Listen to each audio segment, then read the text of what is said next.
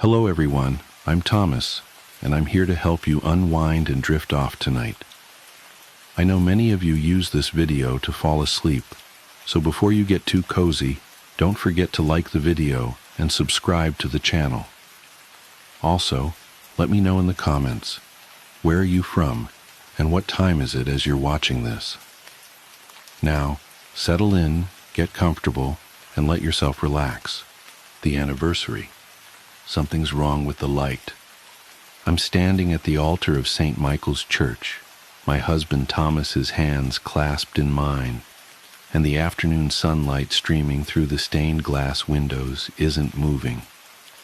It should be shifting, creating slowly sliding patterns of blue and red and gold across the wooden pews.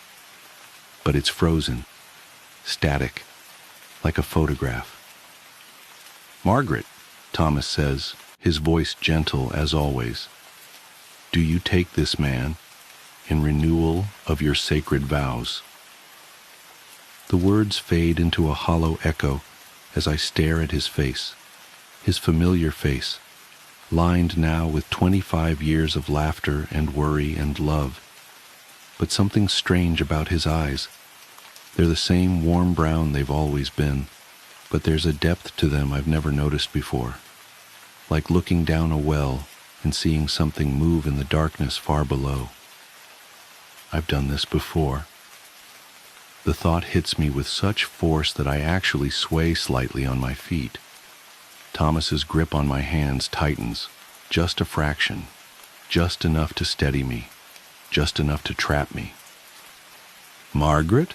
he prompts again, still smiling that gentle smile. "Are you all right, dear?"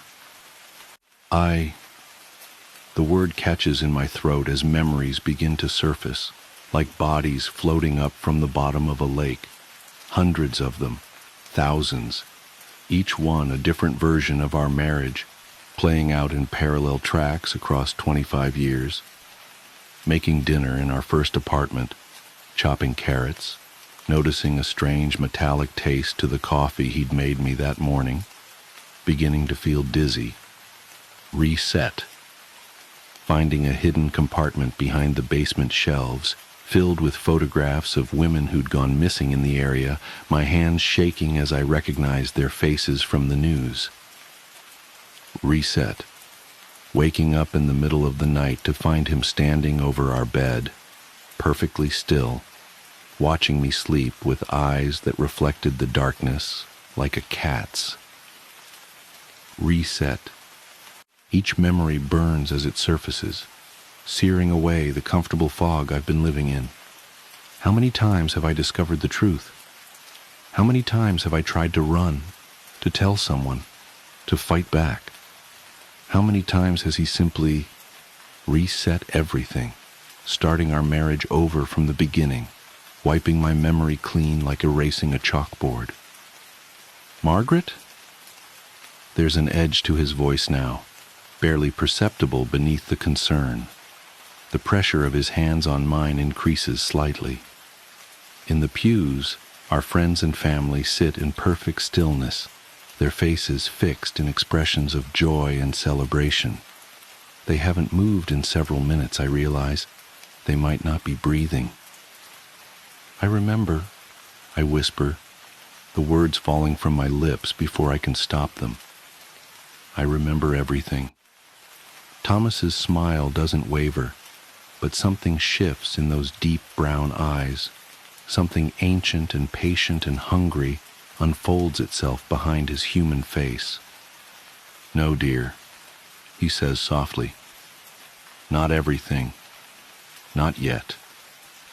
And then he shows me what else I've forgotten. The first time I tried to leave him was 6 months into our marriage. The memory surfaces like a splinter working its way out of skin. I'd found a notebook in his study, hidden behind a row of engineering textbooks. The pages were filled with detailed observations of my daily routine, dating back to 3 years before we'd even met. Every coffee shop I frequented, every jogging route I took, every friend I spent time with. The final entry was a calculation of exactly how long it would take me to accept his proposal. I packed a bag while he was at work, left a note saying I was visiting my sister, and drove straight to the airport. I made it as far as the ticket counter before the fluorescent lights began to flicker, and time slipped, like missing a step on a staircase. When I opened my eyes, I was back in our apartment, making coffee on a sunny morning 6 months into our marriage. The notebook didn't exist. The memory of finding it felt like a dream, growing fainter by the second. But now, standing at the altar 25 years later, I remember that moment with perfect clarity. And I remember what came after. I remember every attempt to escape, every time I gathered evidence, every time I went to the police, every time I tried to warn the other women I'd seen in those photographs. Every single time, reality would shiver and reset, and I'd find myself back in our life together, my memories wiped clean, starting fresh with only a lingering sense of unease that I could never quite place. "How many times?" I ask, my voice barely audible over the oppressive silence of the church. None of our guests have moved. The sunlight remains frozen on the floor. Thomas smiles wider, and for a moment I see something else beneath his face, something with too many teeth. "You know I'm a perfectionist, dear," he says. "I wanted to get it exactly right. The first few hundred attempts were messy, but you helped me refine the process. Your escapes became more clever, more creative each time. It was fascinating to watch you work through different strategies, even with your memory wiped clean. Some part of you always knew, I think, always remembered, deep down." He reaches up to brush a strand of hair from my face. His touch is gentle, loving, possessive. "This is the first time I've let you keep your memories," he continues. "Think of it as an anniversary present. 25 years is silver traditionally, but I thought awareness would be more meaningful." "Why?" The word comes out as a sob. "Why me? Why all of this?" "Because you're perfect," he says simply. "Your mind, your spirit, your determination.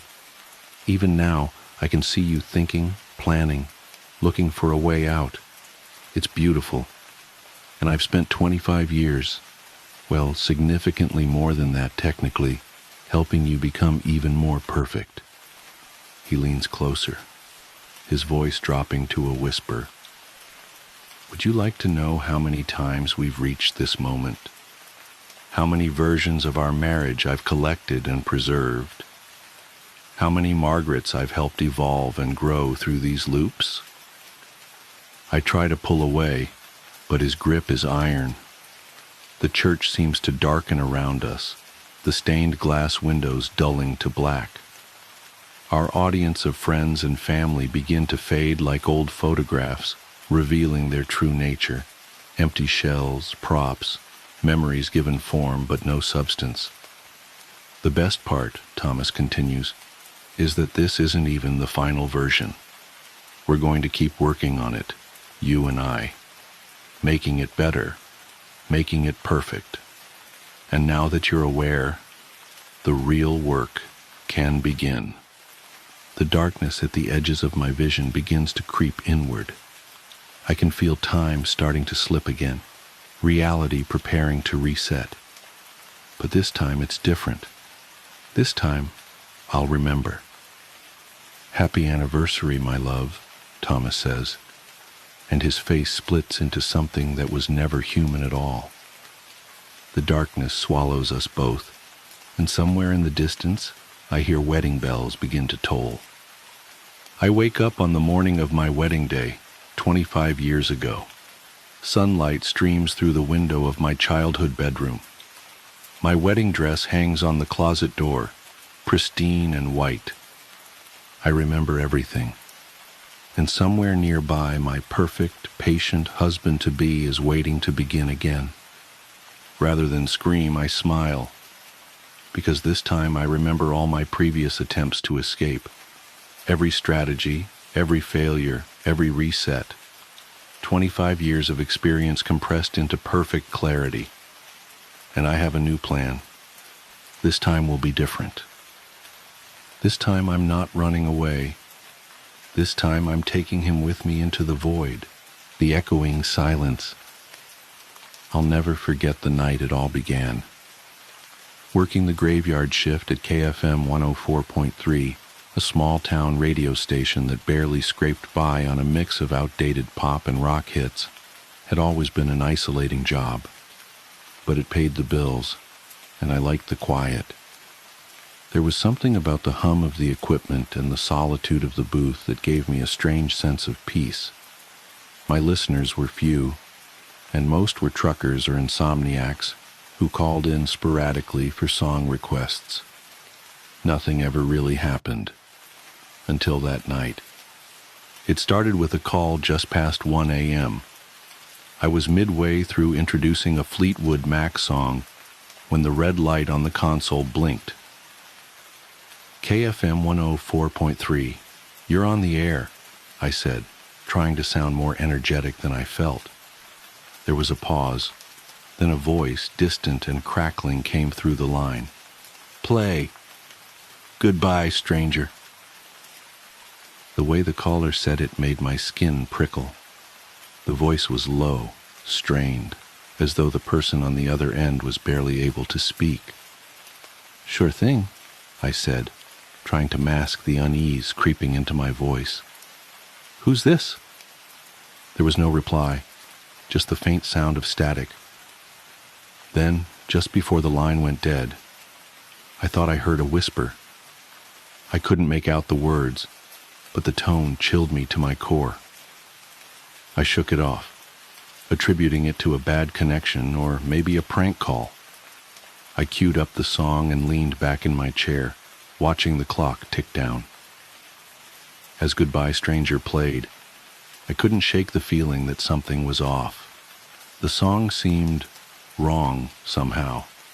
The usually upbeat tune felt slower, the harmonies slightly dissonant.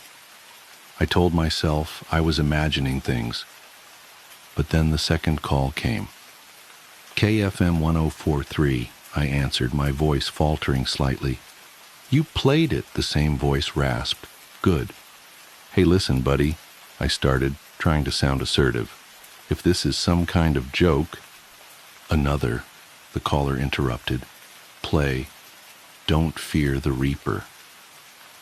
My breath hitched.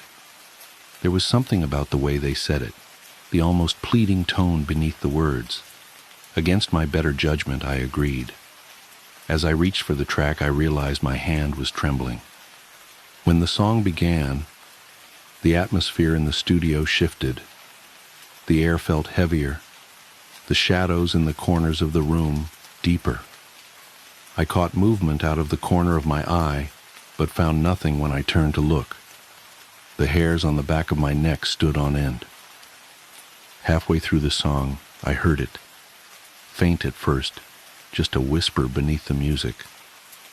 I turned up the volume, but the whispering grew louder. It wasn't coming from the speakers. It was in the room with me. I froze, my eyes scanning the dimly lit studio.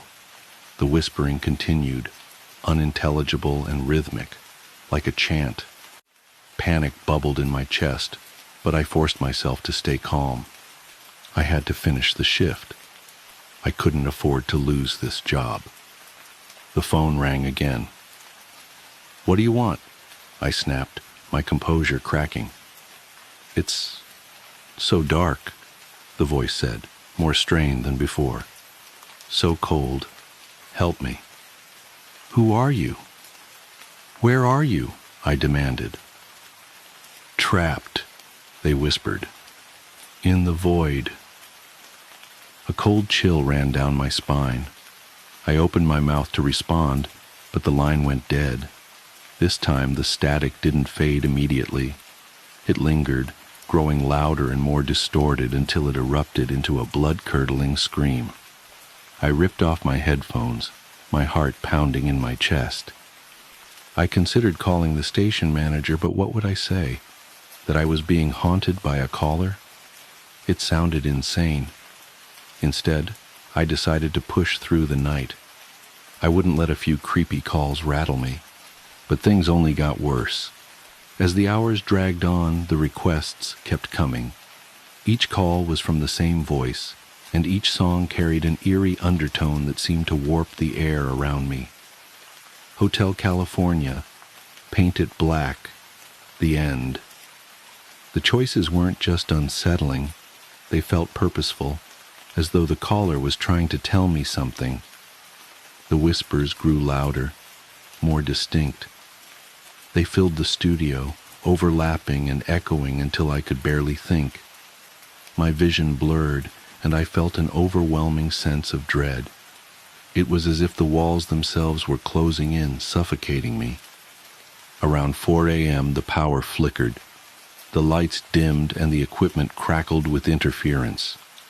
The phone rang again, but this time, I didn't answer. I couldn't. My hands were shaking too much. The whispers turned into screams. They filled the room, deafening and relentless. I covered my ears, but it did little to block out the sound. It felt like the studio was alive, pulsating with malevolent energy. And then, just as suddenly as it began, it stopped. The silence was more terrifying than the noise. I sat there, trembling, my mind racing. I wanted to leave, but I couldn't bring myself to move. I felt paralyzed, trapped by an unseen force. When dawn finally broke, I stumbled out of the studio, my nerves shot. I called in sick for the rest of the week and tried to convince myself it was just a bad night, a mix of sleep deprivation and overactive imagination. But the calls didn't stop. They followed me home.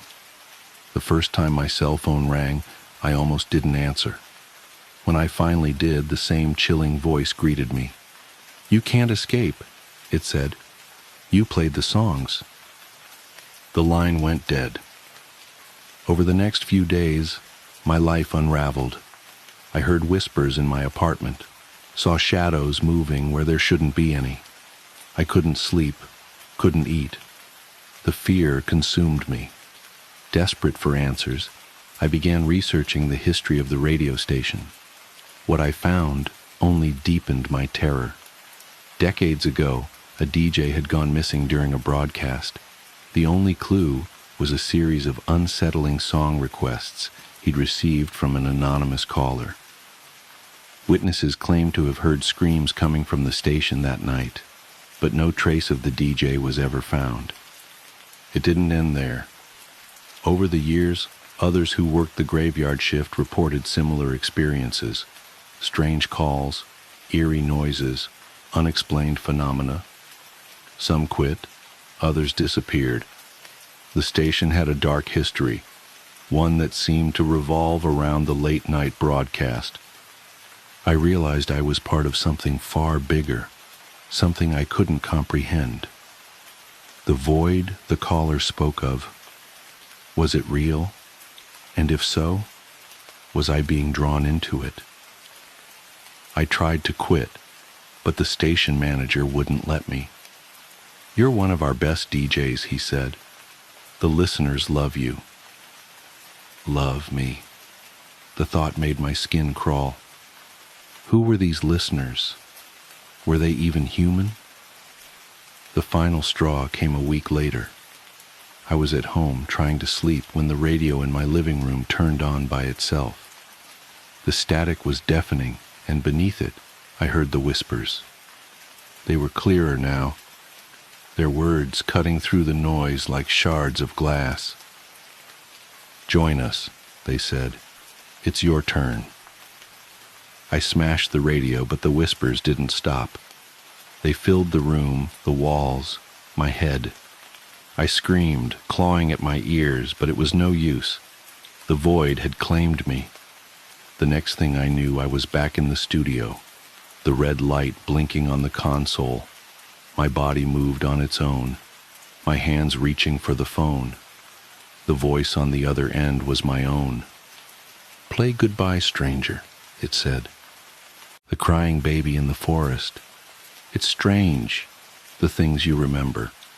The texture of a particular moment, the smell of the air, the sound of something distant.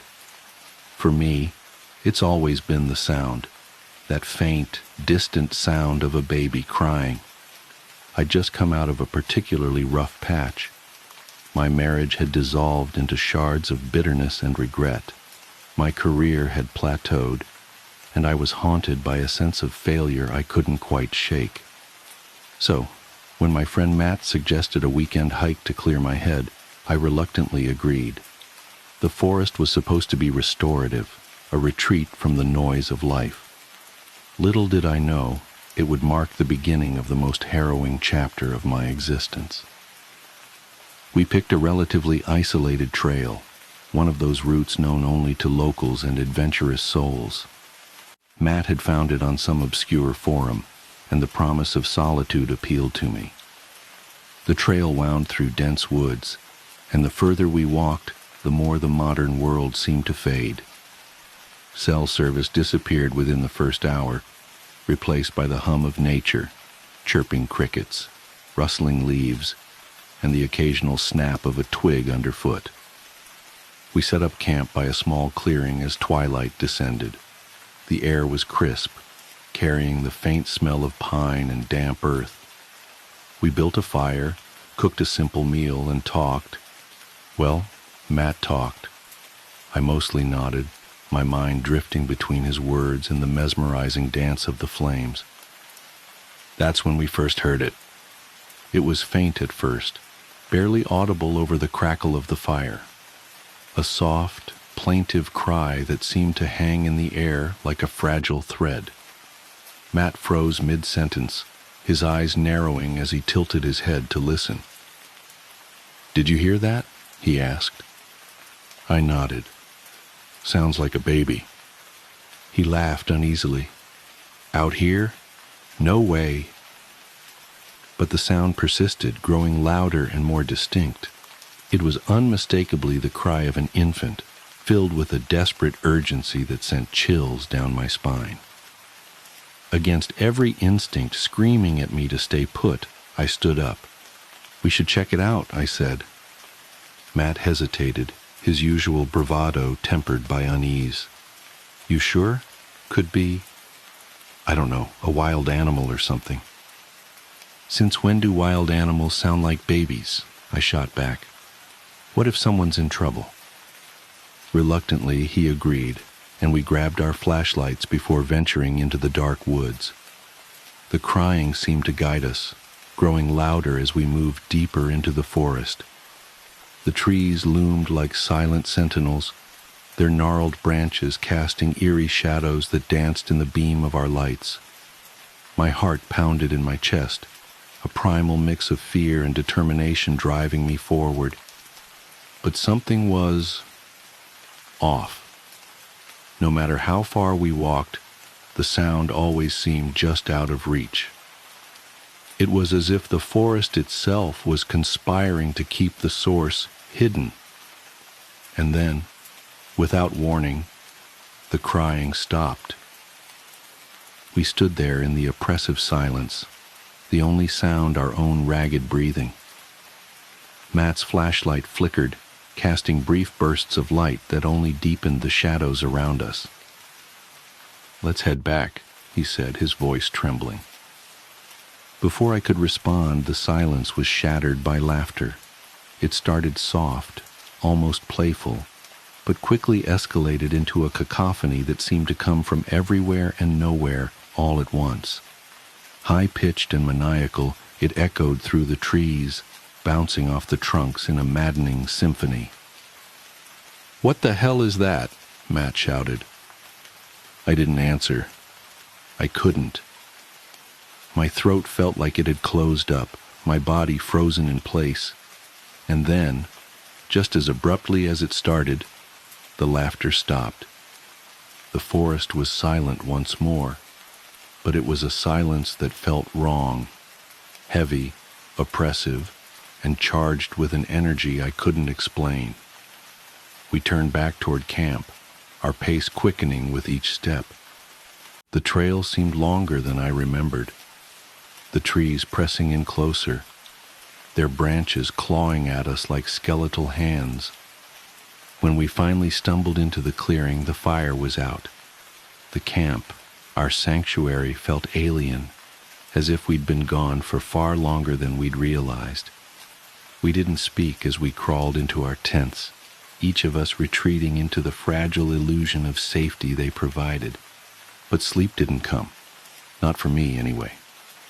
I lay there staring at the nylon ceiling of my tent, every creak and rustle outside amplified in the suffocating darkness. And then, just as I was starting to drift off, I heard it again. The baby's cry. It was closer this time, impossibly close, as if it were right outside the tent. My blood ran cold as I listened, every instinct screaming at me to stay inside. But then I heard Matt unzip his tent. "Matt, don't!" I hissed. He didn't respond. I heard his footsteps crunch on the forest floor, moving toward the sound. Gathering every ounce of courage I had, I unzipped my own tent and stepped outside.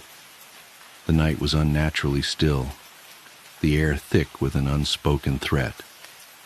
Matt's flashlight beam bobbed in the distance as he moved deeper into the woods. "Matt!"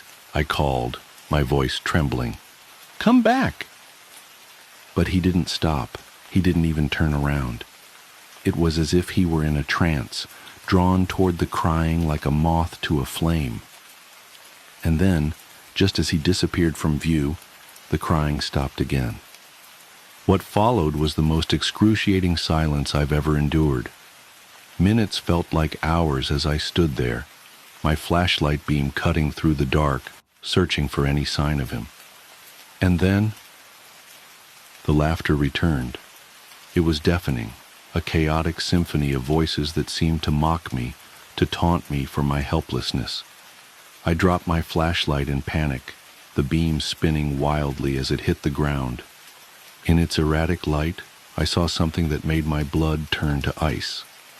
Eyes, dozens of them, glowing in the darkness, staring at me from the shadows.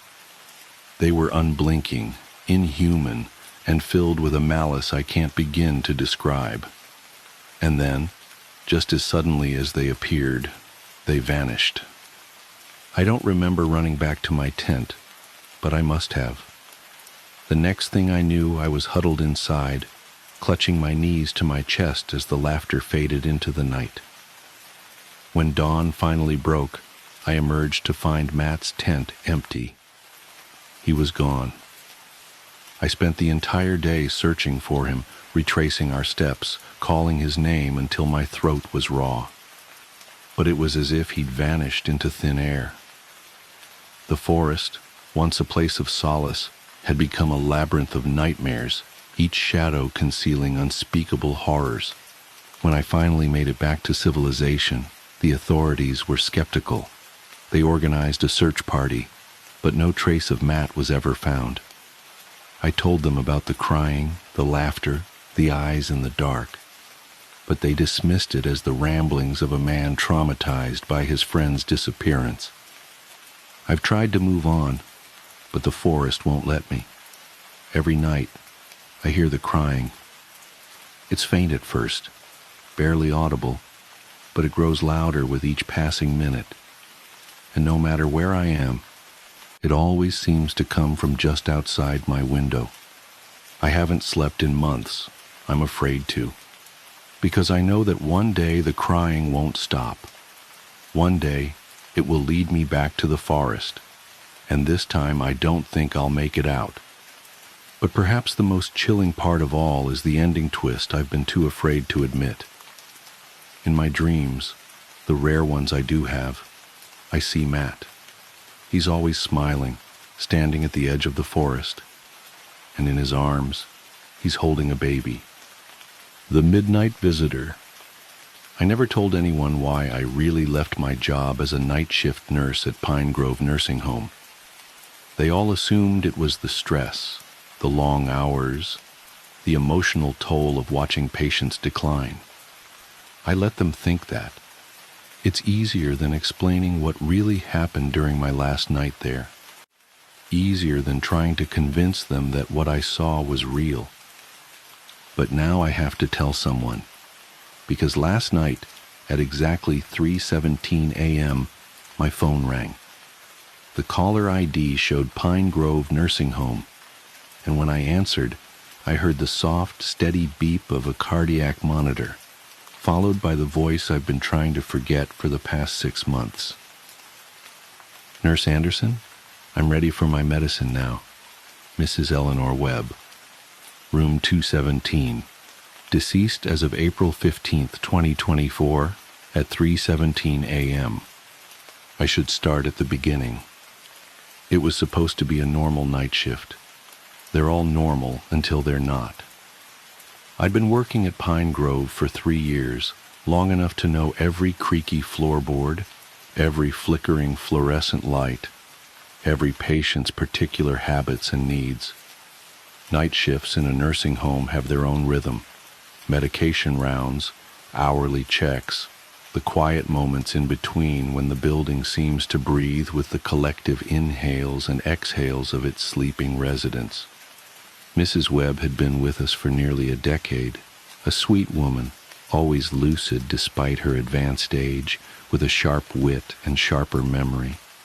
She loved to tell stories about her years as a high school English teacher, about the thousands of students whose lives she'd touched. She never had children of her own, she'd tell me during our late-night talks, but she had all those students, all those young minds she'd shaped. That night, her last night, started like any other. I made my rounds at midnight, checking vitals, administering medications. Mrs. Webb was awake when I entered her room, sitting up in bed with her reading glasses perched on her nose, a weathered copy of The Turn of the Screw open on her lap. "Just getting to the good part," she said, smiling up at me. "Have you ever read it, dear?" I told her I hadn't. "Oh, you should. It's all about the things we see when we're alone in the dark. The things that might be real or might be in our minds. Sometimes there's not much difference between the two, is there?" I nodded politely, checked her vitals, all normal, and gave her her evening medications. Before I left, she called me back. "Nurse Anderson, would you mind bringing me my red cardigan? The one in the closet? It gets so cold in here sometimes." I opened her closet door. There was no red cardigan. "Mrs. Webb, I don't see..." But she was already asleep, the book fallen closed on her chest, her glasses slightly askew. I did my 1 a.m. rounds, my 2 a.m. rounds, everything normal. The building settled into its nighttime quiet, broken only by the occasional cough or creak of an adjusting bed. At 3:15 a.m., Mrs. Webb's call button lit up. I wasn't worried at first. She often woke in the night needing water or help to the bathroom. But when I entered her room, something felt wrong. The air was dense, heavy with an electrical charge like just before a storm. And it was cold. So cold, I could see my breath clouding in front of me. Mrs. Webb was sitting up in bed again, but something was different. Her posture was too straight, too rigid. Her hands were folded neatly in her lap, but her fingers were moving, not fidgeting, but writing invisible words on her thighs, over and over. "Mrs. Webb, did you need something?" She turned her head toward me, but her eyes weren't right. They were completely black, like empty holes in her face. "I need my cardigan," she said, but her voice wasn't right either. It echoed, as if multiple voices were speaking in almost perfect unison. "The red one. They're all waiting." "Who's waiting, Mrs. Webb?" Her fingers kept writing, faster now. I could hear her nails scratching against the fabric of her nightgown. My students, she said. All my students. The ones who never left. She smiled then, and her teeth were wrong too. Too many of them. Too sharp. Would you like to meet them, Nurse Anderson? They're just there, in the closet, with my red cardigan. I looked at the closet door. It was open now, though I hadn't opened it. Inside was absolute darkness, a darkness that seemed to pulse and breathe. And something was coming out of that darkness. Many somethings. Young faces, twisted and wrong. Hands reaching, grasping.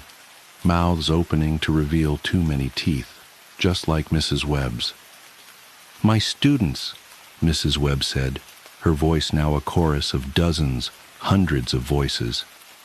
The ones who never left, the ones I kept, the ones I taught my final lesson. The shadows were taking shape now, forming into figures in old-fashioned school uniforms, their faces a horrible mixture of youth and ancient evil. They moved like smoke but left wet footprints on the floor. You see, Nurse Anderson, some lessons can only be taught in the dark. Some knowledge can only be passed on in death. And now, her head turned toward me, rotating too far, until she was looking at me over her own shoulder. Now it's time for your lesson. The cardiac monitor started to beep frantically. The shadows surged forward. I ran. I don't remember much after that. The official report says I was found in the parking lot at 3:45 a.m., incoherent and hyperventilating. They told me Mrs. Webb had passed peacefully in her sleep. Natural causes, nothing unusual, but I know what I saw. And now, 6 months later, my phone is ringing again. 3:17 a.m., Pine Grove Nursing Home. This time there's a text message too. Found my red cardigan, dear. Won't you come see? The students miss you. We have so much to teach you. Attached is a photo, a closet door standing open. Inside, hanging on a hook, is a red cardigan. It's dripping something dark onto the floor. And in the darkness behind it, I can see faces. Young faces. Smiling faces. Waiting faces. My phone rings again. Nurse Anderson? I'm ready for my medicine now. We're all ready. Won't you come back to room 217? The lesson is about to begin. I should block the number. I should throw my phone away. I should run. But I can't stop staring at the photo, at the cardigan, at the faces in the dark, because I've just noticed something. Something that makes my blood run cold. In the reflection of the closet mirror, I can see myself, standing there, wearing a nurse's uniform. But it's not my face anymore. I'm smiling with too many teeth, and my eyes are completely black. The lesson has already begun, and I think I'm starting to understand what Mrs. Webb meant about the things we see in the dark, about how sometimes there's not much difference between what's real and what's in our minds. Because now I can hear them too, the voices of her students, whispering, teaching, calling, and I'm learning. Oh God, I'm learning. Won't you come learn with me? Room 217 is waiting. We're all waiting. And we have so much to teach. The vanishing camper. I'm not sure how to start this story. Even now it feels unreal, like something out of one of those campfire tales meant to spook kids. But it happened. I lived it. And every time I think about it, a cold shiver crawls up my spine like a spider's legs. Maybe writing it down will help. Maybe it won't. But at least you'll know what happened to us that weekend in the woods. It started innocently enough. My best friend, Jake, had been nagging me for weeks to join him and some of our old college buddies for a camping trip. One last hurrah, he'd called it, like we were still 21 and invincible. I wasn't keen on the idea. Since my wife, Sarah, passed away 2 years ago, I'd become something of a recluse. I worked, I ate, I slept. That was my life. But Jake was persistent, and I owed him. He'd been there for me when the grief threatened to swallow me whole, so I said yes. There were 5 of us in total: Jake, me, his younger brother Matt, our mutual friend Chris, and a guy named Tom who was Matt's co-worker. I didn't know Tom well, but he seemed nice enough. A bit quiet, maybe, but friendly. We piled into Jake's beat-up SUV on a crisp Friday morning, the air sharp with the promise of fall. Our destination was Pine Hollow, a dense forest reserve about 3 hours' drive from the city. Jake said he'd been there before and assured us it was perfect for camping, remote, peaceful, and picturesque. The drive up was uneventful. We laughed, shared old stories, and teased each other mercilessly, the way only old friends can. By the time we reached the trailhead, the sun was dipping low, painting the sky in streaks of orange and pink. We loaded up our gear and hiked about 2 miles into the woods until we found a clearing near a small, still lake. It was beautiful. The kind of place that made you forget, for a moment, that the world could be cruel. We set up camp quickly. 2 tents, a ring of stones for a fire pit, and a rope strung between 2 trees to hang our food and keep it away from curious animals. By the time the fire was roaring, darkness had fallen. We sat around the flames, drinking cheap beer and roasting marshmallows, the flickering light casting long shadows across our faces. It felt good, normal even. For the first time in years, I felt a glimmer of peace. Then Tom told his story. It started as a joke. We'd been swapping ghost stories, each trying to outdo the last. But Tom's tale was different. He spoke quietly, almost reluctantly, his eyes darting to the shadows just beyond the firelight. "Have you ever heard of the Pine Hollow Vanisher?" he asked. We hadn't. He told us about a man, or something that looked like a man, who supposedly haunted these woods. According to local legend, campers would go missing without a trace. No bodies, no belongings, nothing, just gone. Some said the Vanisher lured people away with strange sounds or lights, leading them deeper into the forest. Others claimed he appeared in their dreams, beckoning them to follow. Tom's voice dropped lower. The weirdest part? Sometimes the missing people would show up in photos taken after they disappeared, always in the background smiling. We laughed it off, of course. Just another campfire story. But as the night wore on and the forest grew quieter, the tale stuck with me. It wasn't just the story itself, it was the way Tom told it, like he wasn't sure if he believed it, but didn't want to tempt fate. The first night passed without incident. I woke to the sound of birds chirping and the smell of bacon sizzling over the fire. Jake was in his element, flipping pancakes on a portable griddle, while Matt and Chris argued over the best way to rig a fishing line. Tom was off to the side, sketching something in a notebook. He looked distant, like his mind was elsewhere. "What are you drawing?" I asked, taking a seat next to him. He hesitated before showing me. It was a rough sketch of a man, or what might have been a man.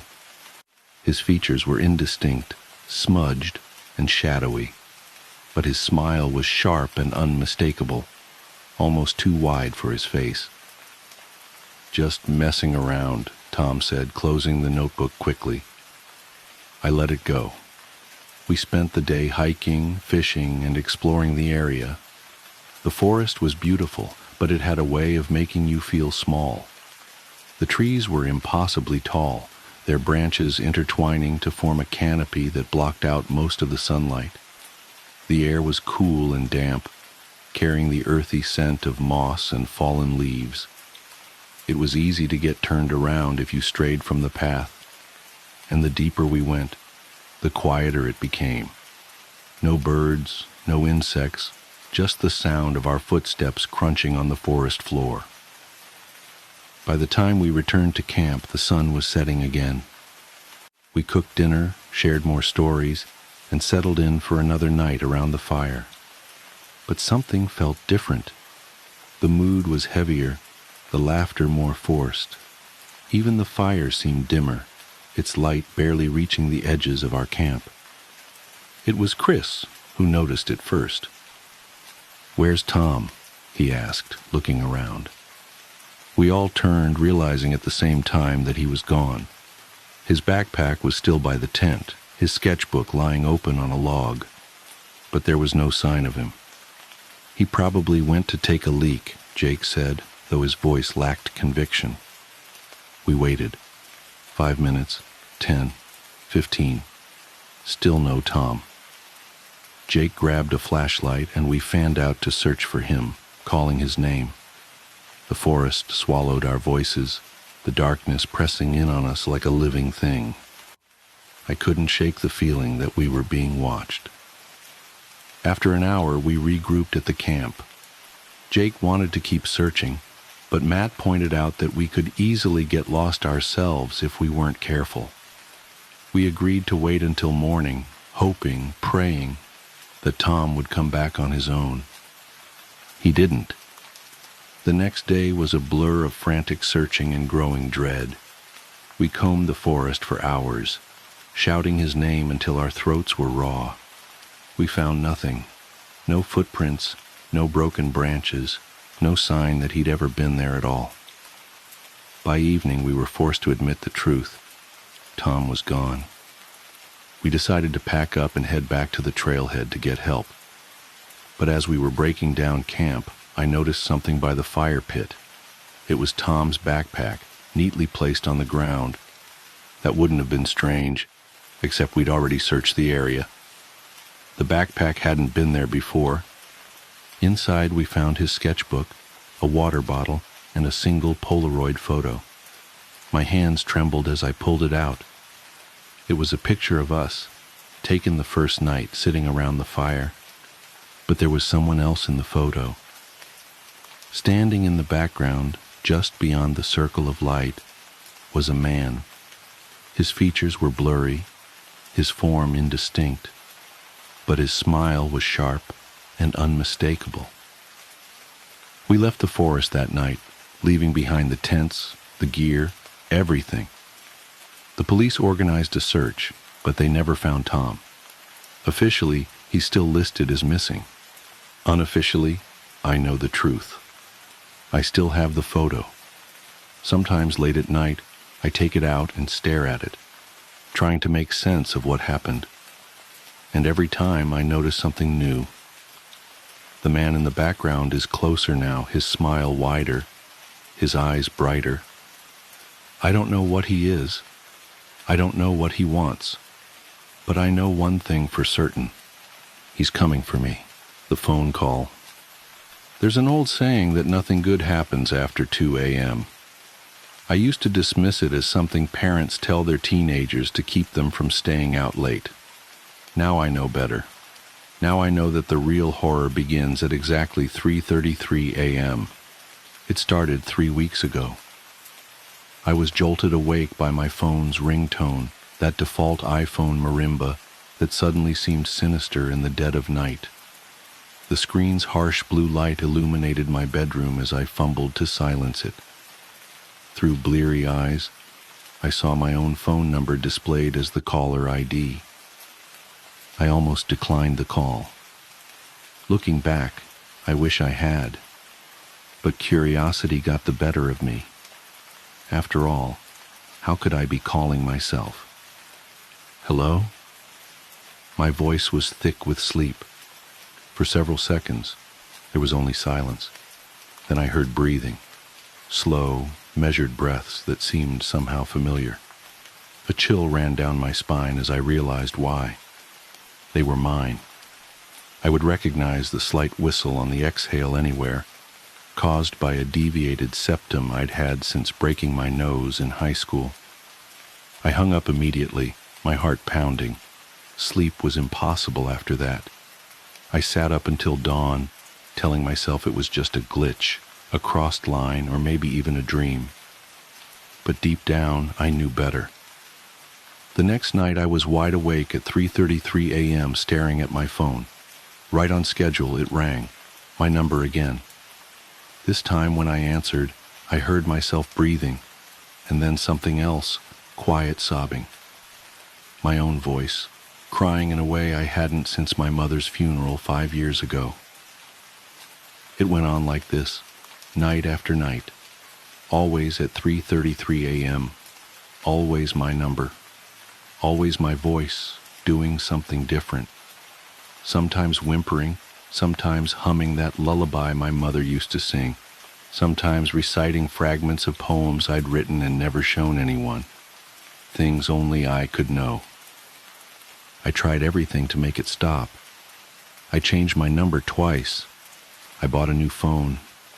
I even tried staying at hotels, but the calls followed me. I stopped sleeping, surviving on coffee and fear. Dark circles formed under my eyes. My coworkers started asking if I was okay. I wasn't. Last night was different. When I answered, I heard myself whisper, "Tomorrow night, I'll finally show you why." The voice was mine, but wrong somehow, hollow, like it was coming from the bottom of a well or a grave. So here I sit in my locked bedroom watching the minutes tick by. It's 3:28 a.m. now. My phone is on the nightstand, screen dark. My hands are trembling as I write this, trying to document whatever happens next, because I know something is going to happen. I can feel it in the marrow of my bones. 3:29 a.m. I'm thinking about all the times I've heard my own voice on the other end of the line. Was it really mine? Or something else? Something that's learned to mimic me so perfectly that even I can't tell the difference. 3:30 a.m. 3 minutes left. My throat is dry. The silence in the room feels heavy, pregnant with possibility. I've triple-checked the locks on my doors and windows. Not that it matters. Whatever's been calling me, I don't think locks will stop it. 3:31 a.m., 2 minutes. I'm remembering something my mother told me when I was small, about how the veil between worlds is thinnest in the hours before dawn. She was always superstitious, my mother. I used to think she was silly. Now I'm not so sure. 3:32 a.m., 1 minute. My phone screen just lit up on its own. No notification, no reason. Just glowing softly in the dark, like a beacon or a warning. 3:33 a.m. It's ringing. My hands are shaking so badly I can barely hit the answer button. But I do. Hello? My voice cracks. Hello, Sarah? My voice answers back. But this time it's not coming from the phone. It's coming from behind me. I spin around and there I am, standing in the corner of my bedroom. But wrong, so wrong. My skin is gray and waterlogged, my hair hanging in wet ropes around my face. Water drips steadily onto the carpet, forming a dark pool at my feet. My other self's eyes are milky white, but somehow I know they can see me. "What are you?" I whisper. My doppelganger smiles, revealing teeth that have gone black with rot. "I'm you," it says in my voice. "From the lake. Don't you remember the lake, Sarah?" And suddenly I do. 5 years ago, right after my mother's funeral. I was drunk, devastated, driving too fast on the winding road that borders Lake Marshall. The guardrail gave way like it was made of paper. The water was black and cold. I remember the car filling up, remember thinking that maybe this was okay. Maybe I'd see my mother again. But then I changed my mind. I fought my way out of the sinking car, swam to the surface, survived. Or at least, that's what I thought happened. You never made it out, my other self says, taking a step closer. Water squishes in its shoes. Your body is still down there, Sarah. Still strapped into that car at the bottom of Lake Marshall. What's left of it, anyway? No, I shake my head. No, that's not possible. I'm here. I'm alive. I've been alive for 5 years. Have you? It asks. Think hard, Sarah. When was the last time you felt hungry or thirsty? When was the last time you actually slept instead of just lying in the dark waiting for my call? When was the last time anyone other than your coworkers spoke to you? I open my mouth to argue, but the words die in my throat. Because I can't remember. I can't remember any of those things.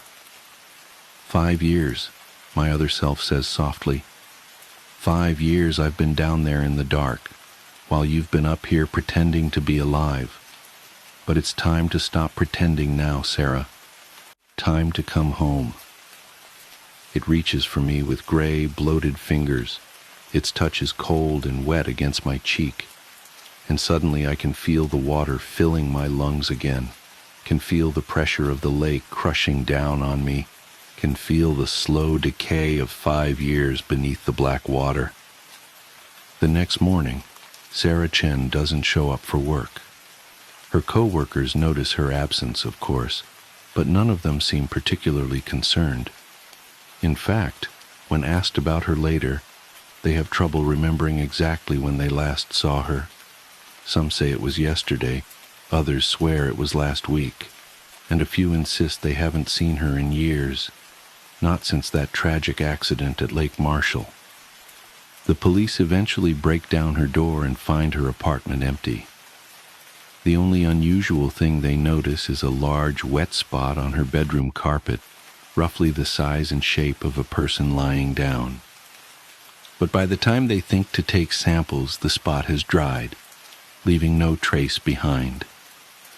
At the bottom of Lake Marshall, in the rusted remains of a 5-year-old car, 2 bodies sit side by side in the driver's seat, identical down to the last detail, slowly becoming one again in the endless dark. And somewhere, a phone rings at 3:33 a.m., waiting for someone to answer. The following statement was found on a USB drive. This document was recovered from a USB drive left in the Millbrook Police Department evidence room, dated October 12, 2024. All attempts to contact the author have been unsuccessful. The original formatting and spelling have been preserved.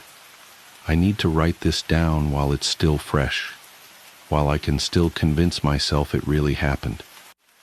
Maybe someone will read this and make sense of it. Maybe they'll tell me I'm not crazy. I just know I can't sleep. Can't close my eyes without seeing those images burned into my retinas like overexposed film. It started 3 weeks ago when I was cleaning out my grandmother's basement after she moved into assisted living. Mom had been putting it off for months. You know how it is with these things.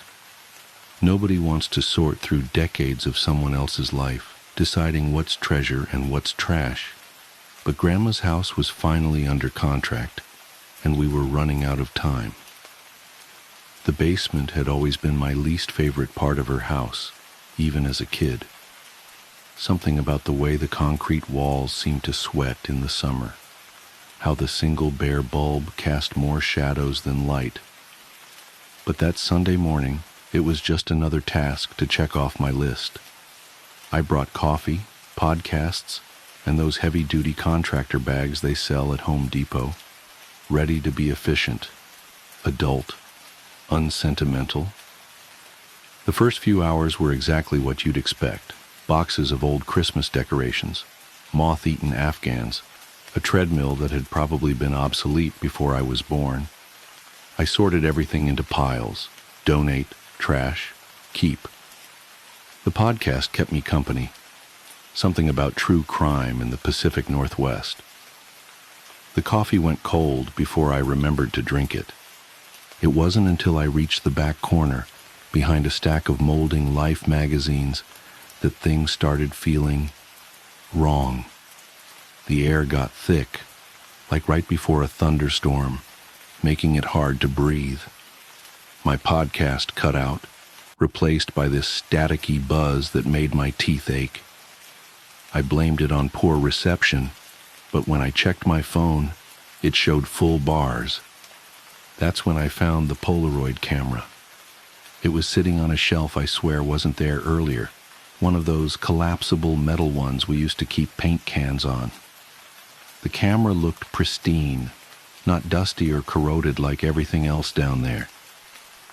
Just sitting there, like someone had placed it moments before.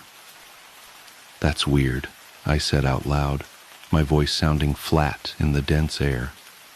"Hey, Mom, did Grandma ever mention having a Polaroid?" No answer. Right. Mom was at church. I was alone. I picked up the camera, turning it over in my hands. It was one of those classic one-step models from the 70s, rainbow stripe down the front, viewfinder slightly yellowed with age. The film compartment was empty, but there was a stack of photos face down beside it. My hands were shaking as I picked up the first photo. I told myself it was just the caffeine, just the stuffy basement air, just my imagination running wild after 2 hours of true crime stories. But I knew that wasn't it. Something felt fundamentally wrong, like when you're home alone and suddenly certain you're being watched. The first photo showed my grandmother's basement.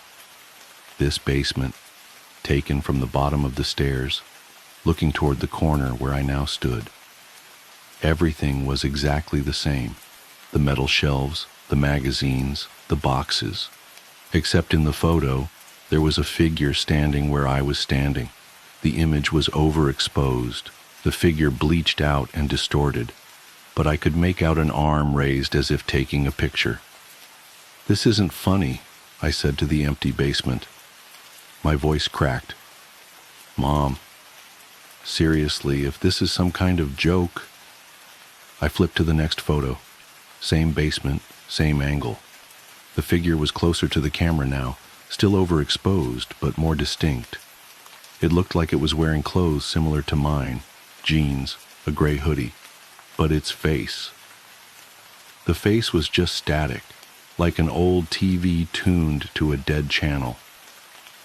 My hands were really shaking now. The static in my ears had gotten louder, a persistent white noise that made it hard to think. I dropped the photos, watched them scatter across the concrete floor. They landed face up, a chronological progression of that thing moving closer to the camera, closer to the stairs, closer to where I now stood. I should have run. Everything in my body was screaming at me to run, but I couldn't stop staring at the final photo in the sequence. The figure stood at the bottom of the stairs, arms still raised, but now I could see what it was holding. A Polaroid camera. The exact same model that sat heavy in my hands. The static roared in my ears. The basement lights flickered once, twice. In that strobe-like effect, I saw movement in the corner of my eye. Something shifting in the shadows behind the metal shelves. I raised the camera without thinking. Maybe I needed proof. Maybe I needed to complete the sequence. Maybe I wasn't in control of my actions at all. The flash went off. The photo slid out, gray and undeveloped. As I watched, an image began to form. The basement, the stairs, a figure in a gray hoodie, face obscured by static, arm raised holding a camera. I ran. I don't really remember running, but I must have because suddenly I was in my car, engine running, hands gripping the steering wheel so tight my knuckles were white. The USB drive I'm writing this on was in my pocket. I always carry it, force of habit from grad school. The photos, I left them there. I left everything there. Mom called an hour later, worried because I hadn't finished the basement. I told her I wasn't feeling well. Not exactly a lie. She said we could finish another day, but I knew I was never going back down there. Let the new owners deal with it. Let them find the camera, the photos, the truth about what lives in that corner behind the metal shelves. It's been 3 weeks. I haven't slept more than a few hours at a time. Every electronic device in my apartment gives off this faint buzzing sound now. Or maybe it always did, and I'm just more attuned to it. Sometimes I catch glimpses of static in reflective surfaces. Windows, mirrors, the black screen of my phone. Sometimes I think I see a figure holding a camera. The house closing is tomorrow. Mom texted earlier to say the basement was empty when the final walkthrough team got there. Empty. No boxes, no magazines, no metal shelves, no camera, no photos. But that's not the worst part. The worst part is that yesterday I found a Polaroid camera sitting on my kitchen counter. Pristine. Rainbow stripe down the front. Film compartment empty. Beside it, a single photo lying face down. I haven't looked at it. I won't look at it. But I know what it shows. My apartment taken from the doorway, looking toward where I sit, typing this. A figure in the corner, face obscured by static, arm raised as if taking a picture. The buzzing in my ears is getting louder. I have to go now. Echoes of the woods. The path wound through the forest in a series of tight curves, the trees so dense they blocked out most of the remaining daylight. When I finally spotted a clearing up ahead, relief washed over me. But as I approached, my headlights illuminated something that made my stomach drop. An abandoned car. Its hood popped open and its tires flattened. It was a rusted relic, long since claimed by the elements, with vines snaking through the grill and moss covering the windows. I parked a safe distance away and got out to inspect it. The air was cold and damp, and the silence was even more pronounced without the hum of the engine. The car's interior was gutted, the seats ripped open as if by some animal. There were no plates, no identifying marks, just an empty shell of a vehicle, left to rot in the middle of nowhere. A faint trail led away from the car, disappearing into the woods. Against my better judgment, I decided to follow it. My boots crunched against the fallen leaves, each step echoing unnaturally loud. The trail was narrow, flanked by trees that seemed to close in the further I went. The air grew colder and the light dimmer until I could barely see more than a few feet ahead. Then I saw it. A small cabin nestled among the trees. Its windows were dark, and the roof sagged under the weight of years of neglect. Smoke curled lazily from the chimney, the only sign that it was still inhabited. I approached cautiously, the hairs on the back of my neck standing on end. The front door was ajar, creaking softly in the wind. I called out, but my voice sounded small and hollow in the vast emptiness of the woods. There was no response. Steeling myself, I pushed the door open and stepped inside. The cabin was a single room, sparsely furnished with a cot, a wood-burning stove, and a rickety table. The walls were adorned with strange symbols carved directly into the wood, their jagged lines forming shapes that hurt my eyes to look at. A chill ran down my spine as I realized the symbols weren't random. They formed a pattern, one that seemed to spiral inward toward the center of the room. In the middle of the floor was a trap door, its edges worn smooth from years of use. Something about it felt wrong, as if the very air around it was heavier, thicker. I wanted to leave, to turn around and never look back, but some morbid curiosity kept me rooted in place. I crouched down and pulled the trap door open. The hinges groaned in protest, revealing a dark, gaping hole. A ladder led down into the blackness, the rungs slick with moisture. The smell wafting up from below was foul, a mix of damp earth and something metallic, like rusted iron.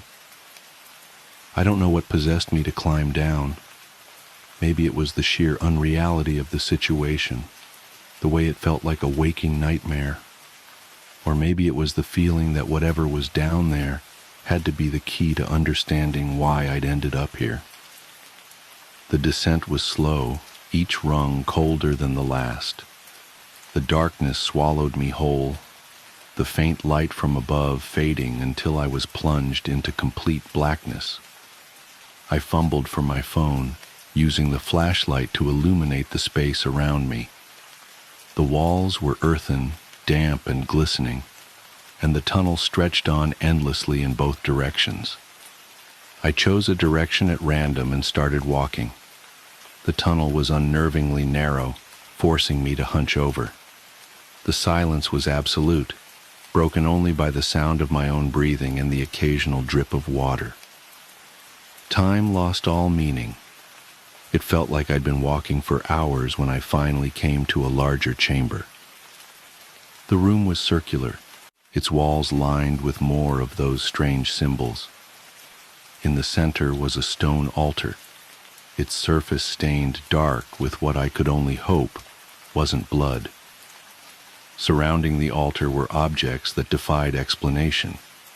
Bones arranged in intricate patterns, jars filled with unidentifiable substances, and a single candle that burned with a dim, flickering light.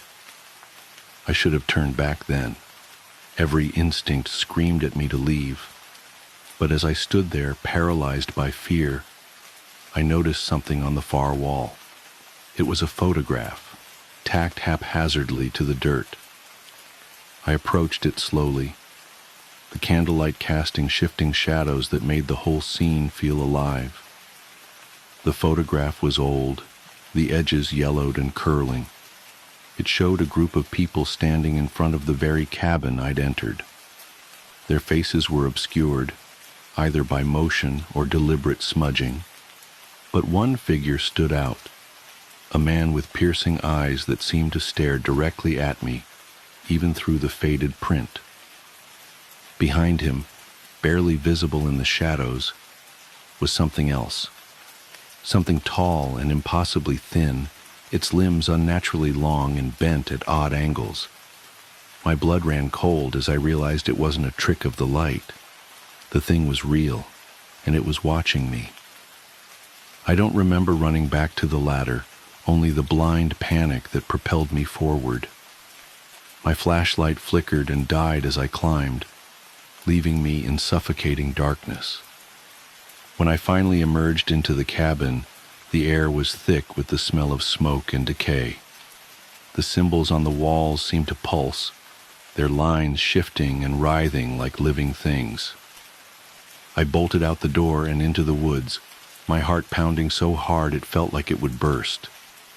The path was gone, replaced by an endless expanse of trees that all looked the same. I ran blindly, branches tearing at my clothes and skin, until I stumbled into another clearing. In the center was a circle of stones, each one etched with those same sinister symbols. Inside the circle lay a pile of bones, bleached white and arranged in a way that seemed deliberate. My breath caught in my throat as I realized the bones weren't animal, they were human. I don't know how long I stood there, frozen in terror, but eventually I heard it. A low, guttural sound that sent shivers down my spine. It wasn't an animal, and it wasn't human.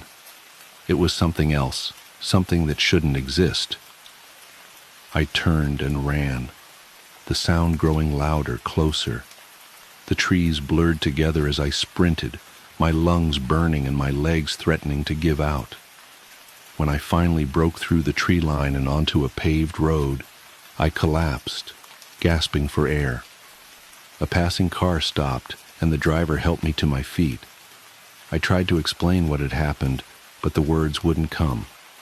They took me to the nearest town, where I told my story to the local authorities. They searched the woods but found nothing. No cabin, no symbols, no bones. I've since tried to put the experience behind me, to convince myself it was just a hallucination brought on by stress and exhaustion. But every now and then, I see those piercing eyes in my dreams, and I wake up with the sound of that guttural growl echoing in my ears. The woods haven't called me back, and I pray they never do. It's strange how certain events can carve deep trenches into the memory, like shadows that refuse to fade. This is one such story, a tale I'd rather not remember but feel compelled to recount. Perhaps in the telling, I might rid myself of its lingering grip. My name is Evelyn, and at the time, I was just a regular 28-year-old scraping by in the bustling city of Portland.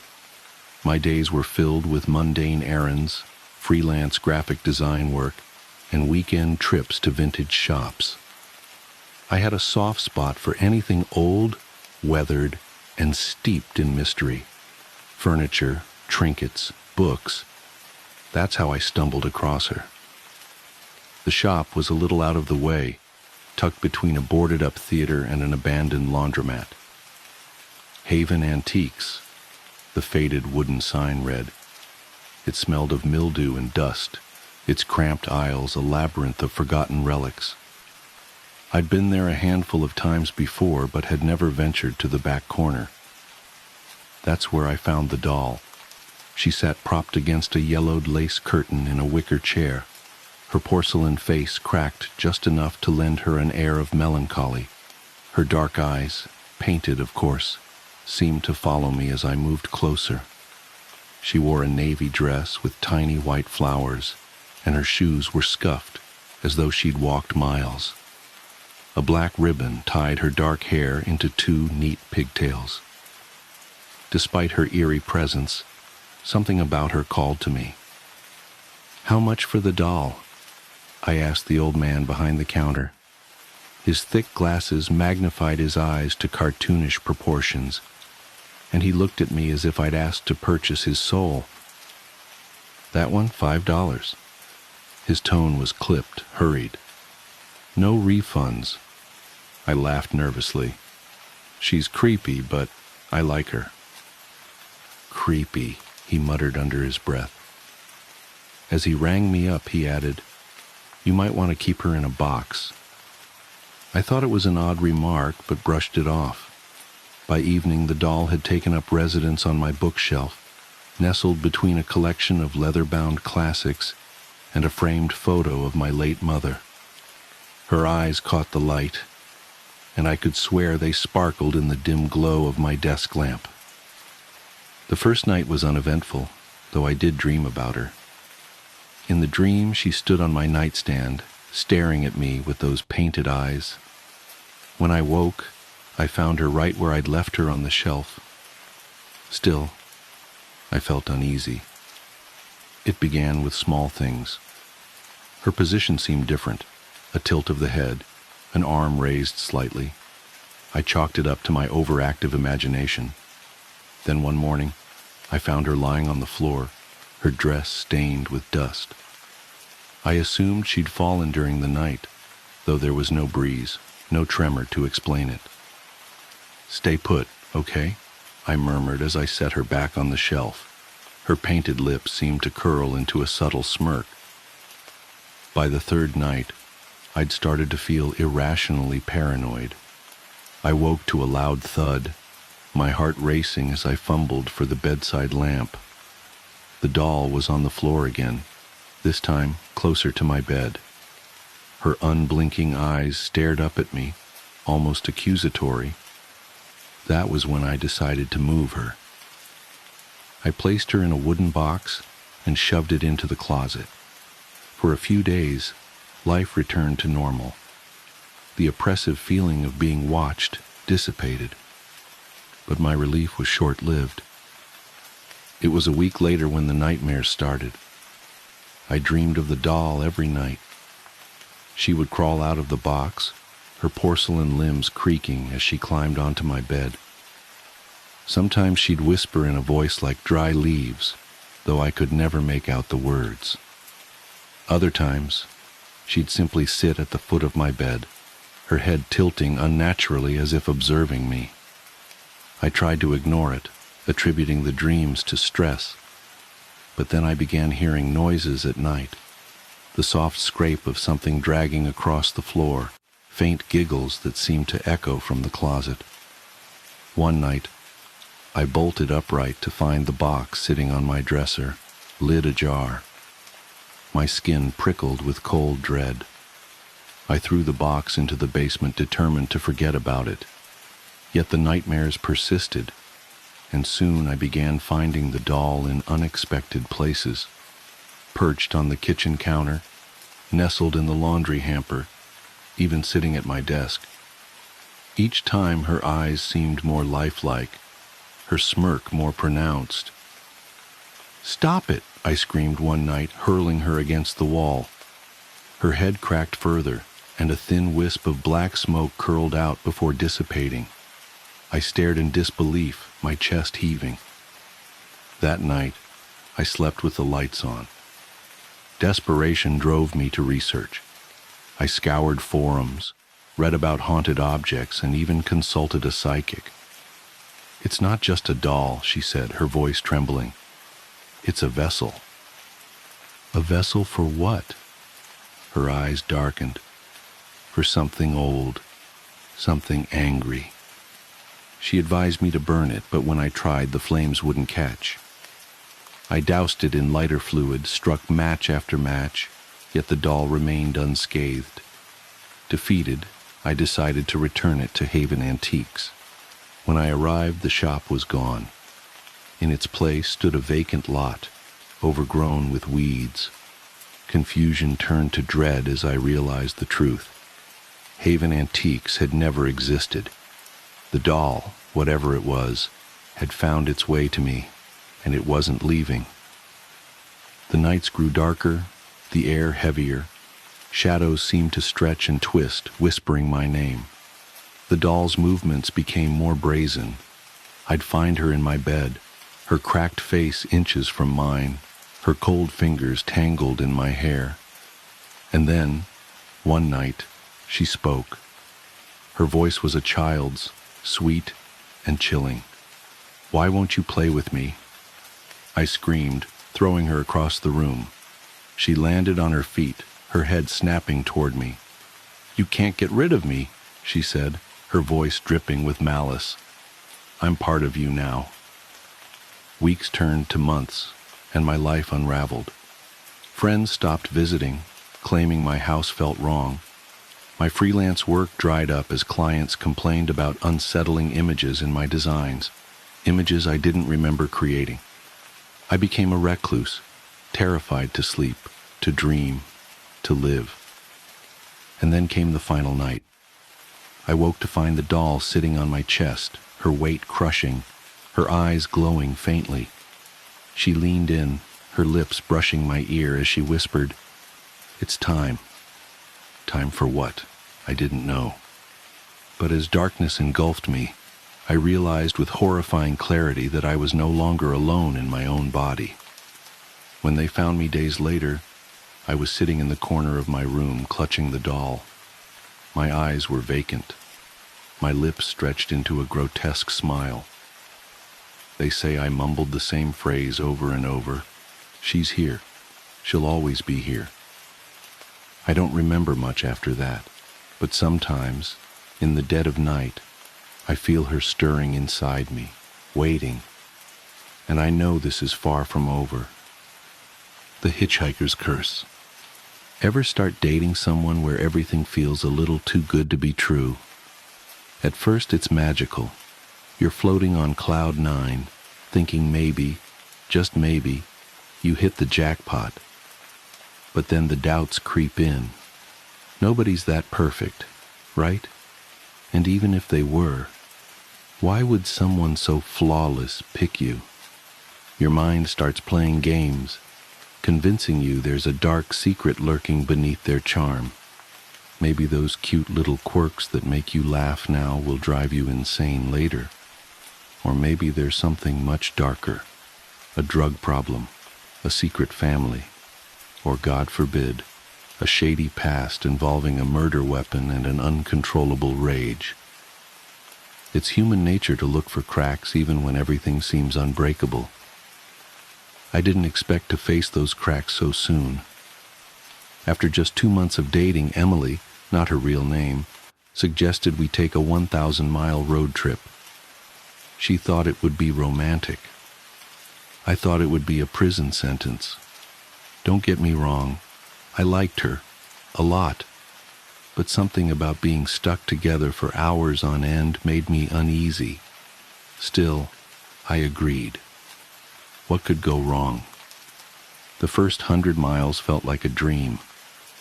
We sang to the radio, laughed until our sides hurt, and shared goofy confessions. She teased me relentlessly when she found out I knew every word to Skater Boy. I teased her back for not knowing Bohemian Rhapsody. By all accounts, it was perfect. Then we saw the hitchhiker. Emily spotted him first, a man in a press suit standing by the freeway ramp, waving his thumb like he was hailing a cab. "Let's give him a ride," she said, her hand squeezing mine. I didn't even slow down. "No way, we don't know him. For all we know, he could rob us, or worse." "He doesn't look dangerous," she replied, peering at him through the side mirror. "He's wearing a suit, for God's sake." "That just means he's already robbed someone," I muttered, gripping the wheel tighter. The guy gave me the creeps.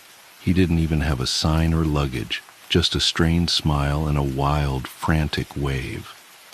Emily sighed, but let it go. For a while we drove in silence, the tension between us thickening. But then, 20 miles later, we saw him again. The same man. This time his suit was streaked with dirt, and his face looked drawn, almost desperate. Emily noticed him first again. "How is he here already?" she asked, her voice tinged with unease. "I don't know, and I don't care," I snapped. "Let's just keep going." But I did care. My stomach knotted as we passed him, my grip on the wheel tightening. Emily, however, couldn't stop glancing back. The unease turned into a low-grade argument. She accused me of being heartless. I accused her of being reckless. We bickered until we both agreed to drop it, but the tension hung in the air like a storm cloud.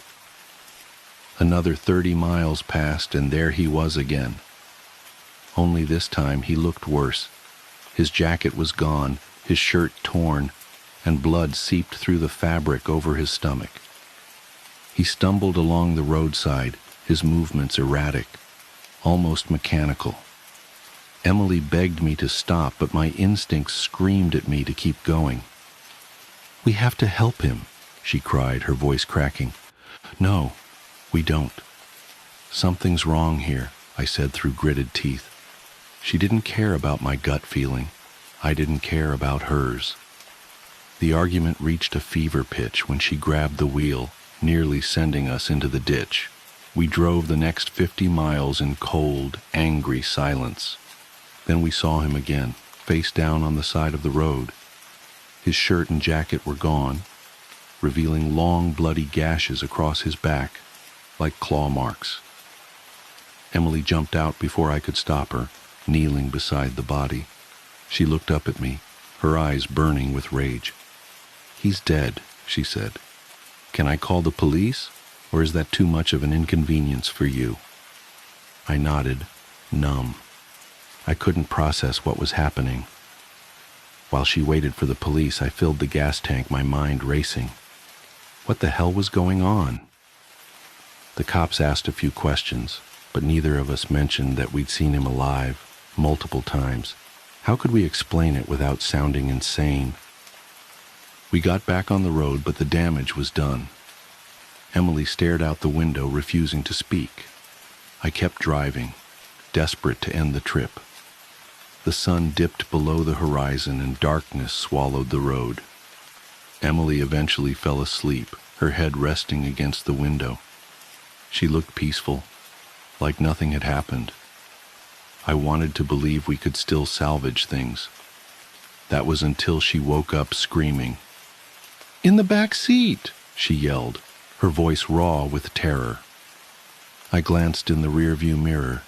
At first, I thought my eyes were playing tricks on me, but then I saw him, the hitchhiker. His skin was gray, his body covered in dried blood and deep wounds.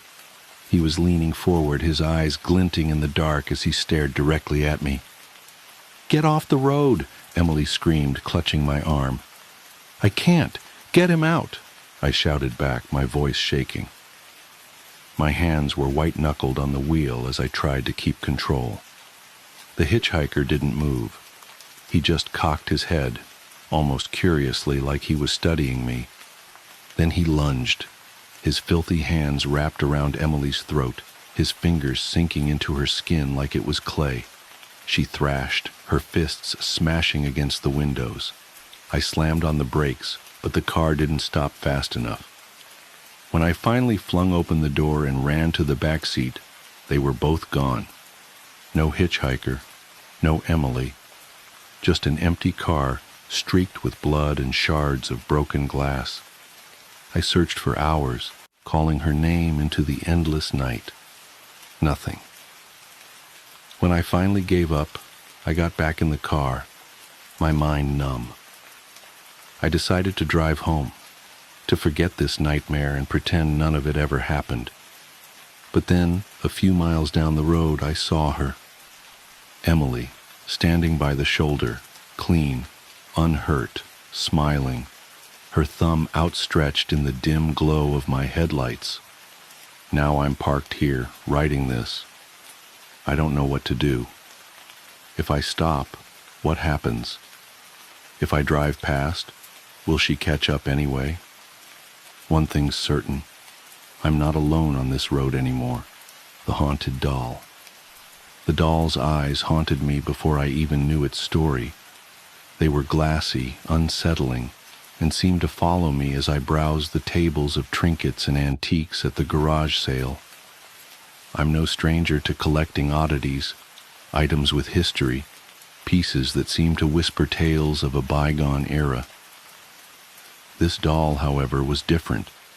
It was exquisite, its porcelain face delicately painted, its dress made of faded lace, and its hair curled in a way that hinted at meticulous craftsmanship.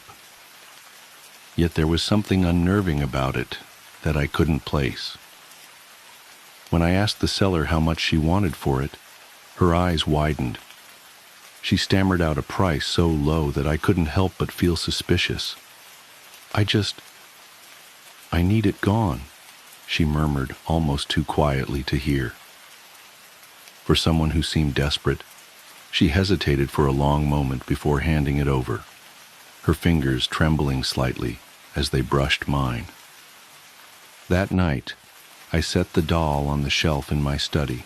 It was a prominent spot, surrounded by other antiques, but it felt like the doll demanded to be there, almost as if it had chosen its place among my collection. I worked late that evening, sorting through papers for an upcoming project. The faint ticking of a nearby clock was the only sound until my phone rang. I glanced at the screen.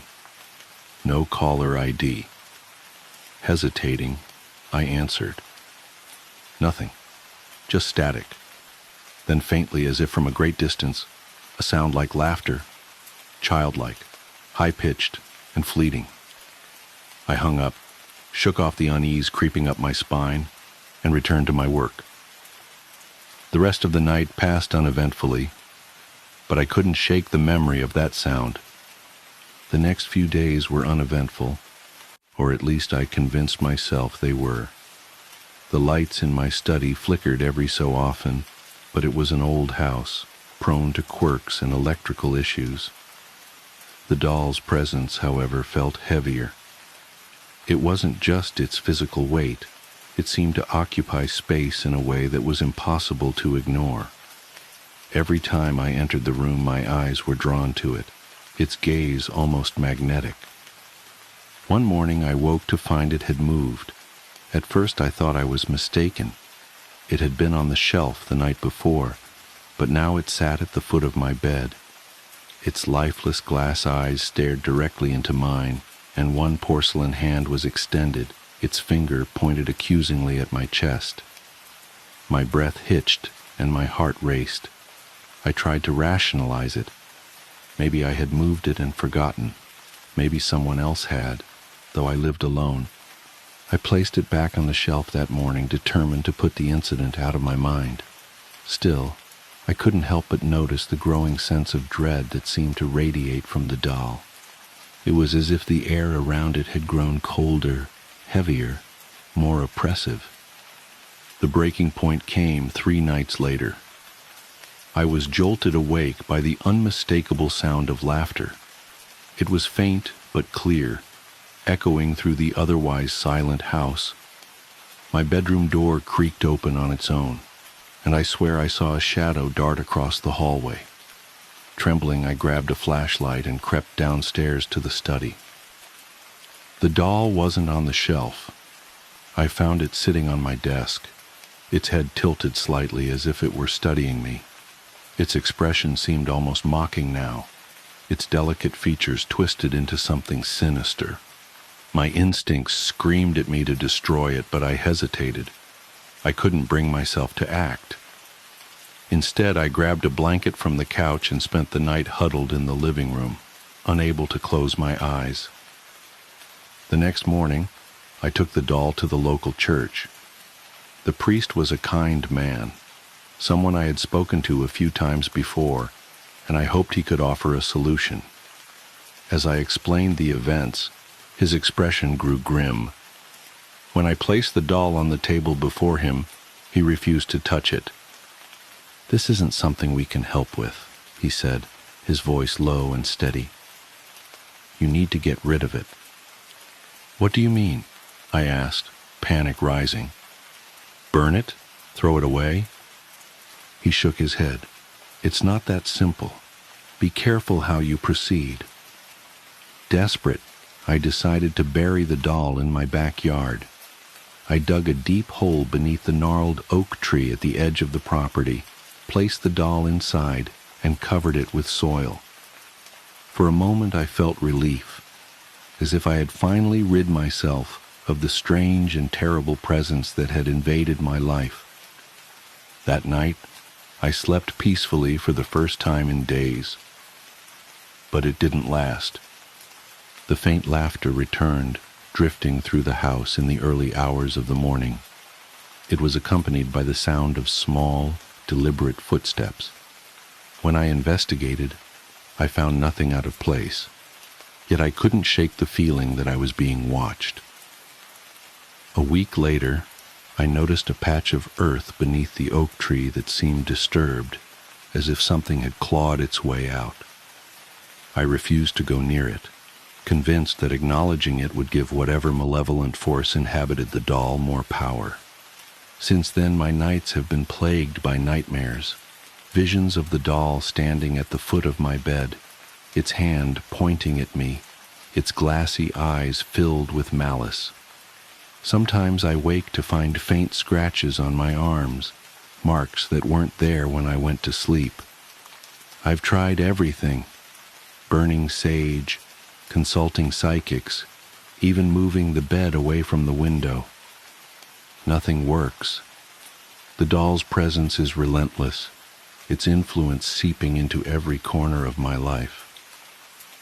I've become paranoid, jumpy, and reclusive. Friends and family have noticed the change, but how can I explain it to them without sounding insane? I'm writing this now as a warning to anyone who might come across an object that feels wrong. Trust your instincts. Don't let curiosity or the allure of a bargain blind you to the danger. Some things are better left alone, their histories buried and forgotten. The laughter is louder tonight, and the shadows seem to move on their own. I know it's only a matter of time before the doll returns. Maybe it never really left. All I can do now is wait and hope that my story serves as a cautionary tale.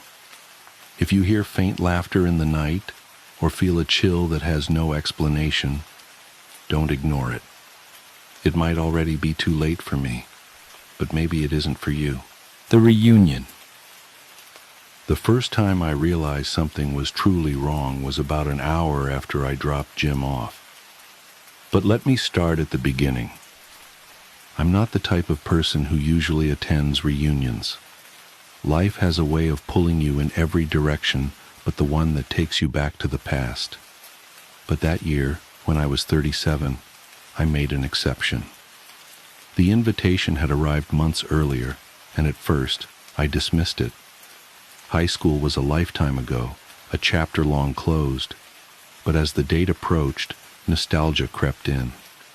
I thought about old friends, familiar faces, and stories left unfinished. So I booked a flight, rented a car at the nearest airport, and set out on a 35-mile drive to the town where I grew up. The drive was serene at first. The road twisted through farmland, patches of forest, and the occasional abandoned barn, the kind of rural stretch where radio stations fade into static and the silence takes on a weight of its own. I'd forgotten how isolated this part of the country felt. It wasn't unpleasant, just quiet. About 3 miles outside of town, I saw him. A figure standing by the roadside, one arm raised in an unmistakable gesture to flag me down. As I drew closer, recognition hit me like a punch to the gut. It was Jim. We'd been friends in high school, not best friends, but close enough to hang out at football games and split a six-pack when one of us could swipe it from an older sibling. Seeing him standing there, with that same crooked grin I remembered, was a surprise. But it was the kind of surprise that felt good, comfortable even, like slipping on an old, worn jacket and finding it still fits. I pulled over and rolled down the window. "Jim, is that you?" "Sure is," he said, his voice as familiar as the road ahead. "Good to see you, man." He climbed in, and we started talking. His hair was a little thinner, his face a little more lined, but it was Jim, no question about it. The years had treated him well, and he still had that easygoing charm. We talked about high school, the people we remembered, and how life had taken us in different directions. I told him about my work, my family. He listened, nodded, and occasionally chimed in with his own updates. Though, now that I think about it, he didn't say much about himself. When we reached the outskirts of town, I asked him if he wanted to come to the VFW with me for a drink. It seemed like the natural thing to do, catch up with other old friends, swap more stories. But Jim shook his head. "Nah," he said. "Just take me home." His parents' old house was only a few blocks from my grandmother's place, so I turned in that direction. But he stopped me. "Not there," he said. "Out by the mobile home park. You know the one?" I did. It was at the edge of town, past where the streetlights gave way to darkness. I hadn't been there in years, but I remembered the way. When we got to the turnoff, he told me to stop. "This is good," he said, opening the door. "It was good to see you again." "You sure you don't need a ride all the way?" I asked, but he was already stepping out. He smiled, waved, and walked off into the night. I sat there for a moment, watching until his figure disappeared into the shadows. Then I drove to the VFW. The parking lot was full, and the sounds of laughter and music spilled out as I stepped inside. Reunions are funny things. There's always that initial awkwardness as people try to reconcile the faces they've carried in their memories with the one standing in front of them. But once the ice broke, the night unfolded like a high school yearbook brought to life. People I hadn't seen in decades greeted me with hugs and slaps on the back. At some point, the conversation turned to who had made it to the reunion and who hadn't. I mentioned Jim. "He's not coming tonight," I said, "but I saw him on the way here, Gave him a ride, actually. Dropped him off near the mobile home park. The room went quiet. Not the gradual kind of quiet where conversations fade naturally, but the abrupt, jarring silence that makes you feel like you've said something horribly wrong. Even the guy singing karaoke stopped mid-verse, his voice trailing off as he set the microphone down. My cousin Barb was the first to speak. Her face had gone pale. "That's not possible," she said. I frowned. "Why not?" She hesitated, looking at the others for support. Finally, she said, "Jim died 8 years ago. He rolled his car on that curve 3 miles east of town. We were all at his funeral." I laughed, a nervous, brittle sound. "That's not funny. I just saw him, talked to him, gave him a ride." Barb shook her head. "I'm serious. Jim's gone. We buried him." My stomach turned. My hands felt suddenly clammy and the room tilted slightly. "No," I said, but my voice lacked conviction. That can't be right." Without another word, I turned and walked out to the parking lot. I needed air, needed to clear my head. The cool night breeze hit my face as I opened the car door. That's when I saw it. On the passenger seat was a newspaper, yellowed with age, its edges curled and fragile. The date at the top was 8 years old, and there, on the front page, was Jim's obituary. The rest of the night is a blur. I remember driving back to my hotel, my hands gripping the wheel so tightly my knuckles turned white. I couldn't bring myself to look at the passenger seat again. The paper stayed there, a silent accusation, daring me to confront what I couldn't explain. Over the years, I've told this story to a few people. Some believe me, most don't. But I've kept that newspaper. It sits in a drawer in my office, a relic of a night that refuses to make sense. I've thought about throwing it away, but I can't. It's the only proof I have that any of it happened. Sometimes, late at night, I find myself wondering, if I drove back to that spot on the edge of town, would I see him again? Part of me wants to try. Another part of me hopes I never do. The memory box. I never should have opened that box. The day started like any other Saturday morning, helping Mom clean out Grandma's house after her funeral.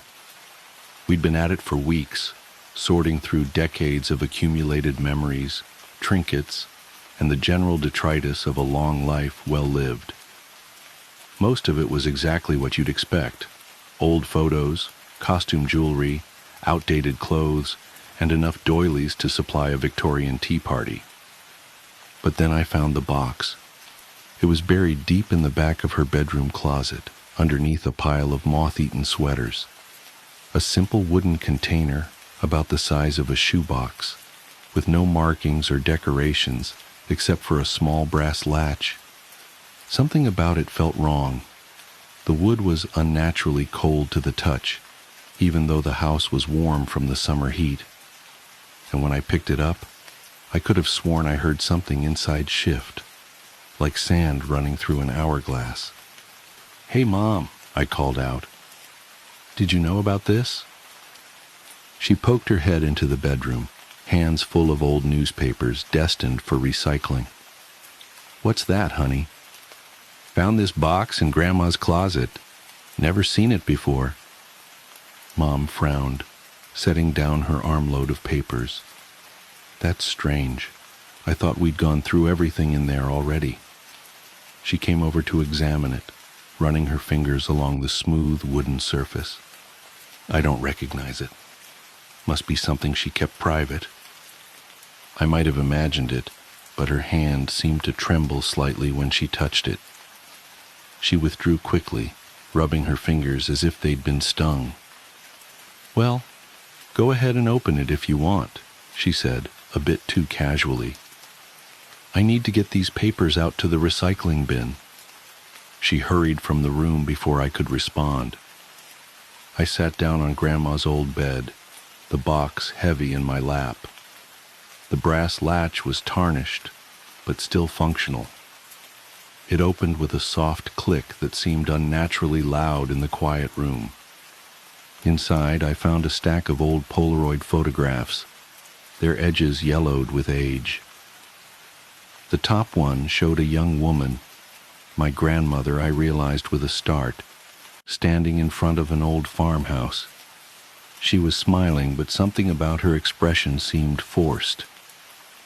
Behind her, barely visible in one of the upper windows, was a dark shape that might have been a person watching. The next photo showed the same farmhouse from a different angle. No one in the frame this time, but all the windows were dark except for one, which seemed to glow with an impossible brightness. The longer I stared at it, the more that light seemed to pulse and writhe like something alive. Beneath the photos was a small leather-bound journal. The pages were filled with my grandmother's neat handwriting, but the words made no sense. They seemed to shift and change as I tried to read them, like trying to remember a dream upon waking. Only fragments remained clear. They come at night now, always watching, always hungry. The children smile too wide. Their teeth are wrong. It's spreading. God help me, it's spreading. The final entry, dated just 3 days before her death, was different. The handwriting was shaky, desperate. Emily, if you're reading this, I'm so sorry. I thought I could protect you. I thought I could contain it. But it's too late now. They know about you. They've always known. Whatever you do, don't look up. Don't look at the ceiling. Don't. The entry ended there, the pen trailing off into a jagged line. I didn't want to look up. Every instinct screamed at me to keep my eyes down, to close the box, to run from the room. But I couldn't help myself. I looked up. The ceiling was covered in handprints, hundreds of them, overlapping, pressed into the plaster as if made by hands trying to break through from the other side. As I watched, horror freezing me in place, one of the prints began to push outward. That was 3 weeks ago. I haven't slept since then. Not really. How can I, when every time I close my eyes, I see those hands reaching for me? When every mirror shows glimpses of faces that shouldn't be there? When the walls of my apartment pulse with a heartbeat that isn't mine? Mom won't talk about it. She changed her number, moved away without telling me where. The last time we spoke, her voice was different somehow. Wrong. Like something else was speaking through her. The handprints are spreading. I find new ones every day. On my walls, my windows, the ceiling above my bed. They're getting closer. Last night I woke to find one pressed into the pillow beside my head, still warm to the touch. I tried to destroy the box, but it won't burn, won't break, won't stay buried. It always comes back, appearing in random places around my apartment. Sometimes I hear it at night.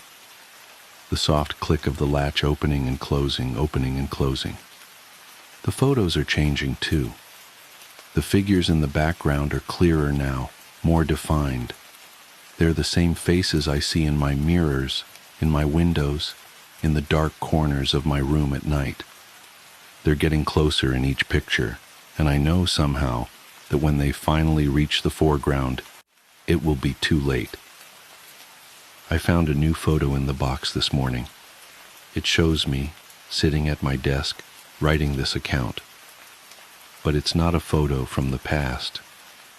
The timestamp shows tomorrow's date. In the image, I'm not alone. They're standing behind me, their hands on my shoulders, their two wide smiles stretching impossibly far, and they're looking directly at the camera, directly at you. I have to go now. They're getting impatient. They want me to open the box one last time, to show them what's inside, to show them the newest photo, the one that shows you right now reading these words. Don't look up. The passenger. I can still hear the rain pounding against the windshield, like 1,000 desperate fingers tapping to be let in.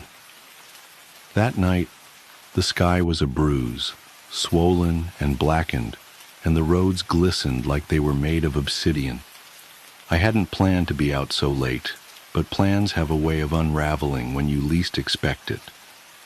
I was driving back from a work meeting that had run longer than it should have, and the weather had taken a turn for the apocalyptic.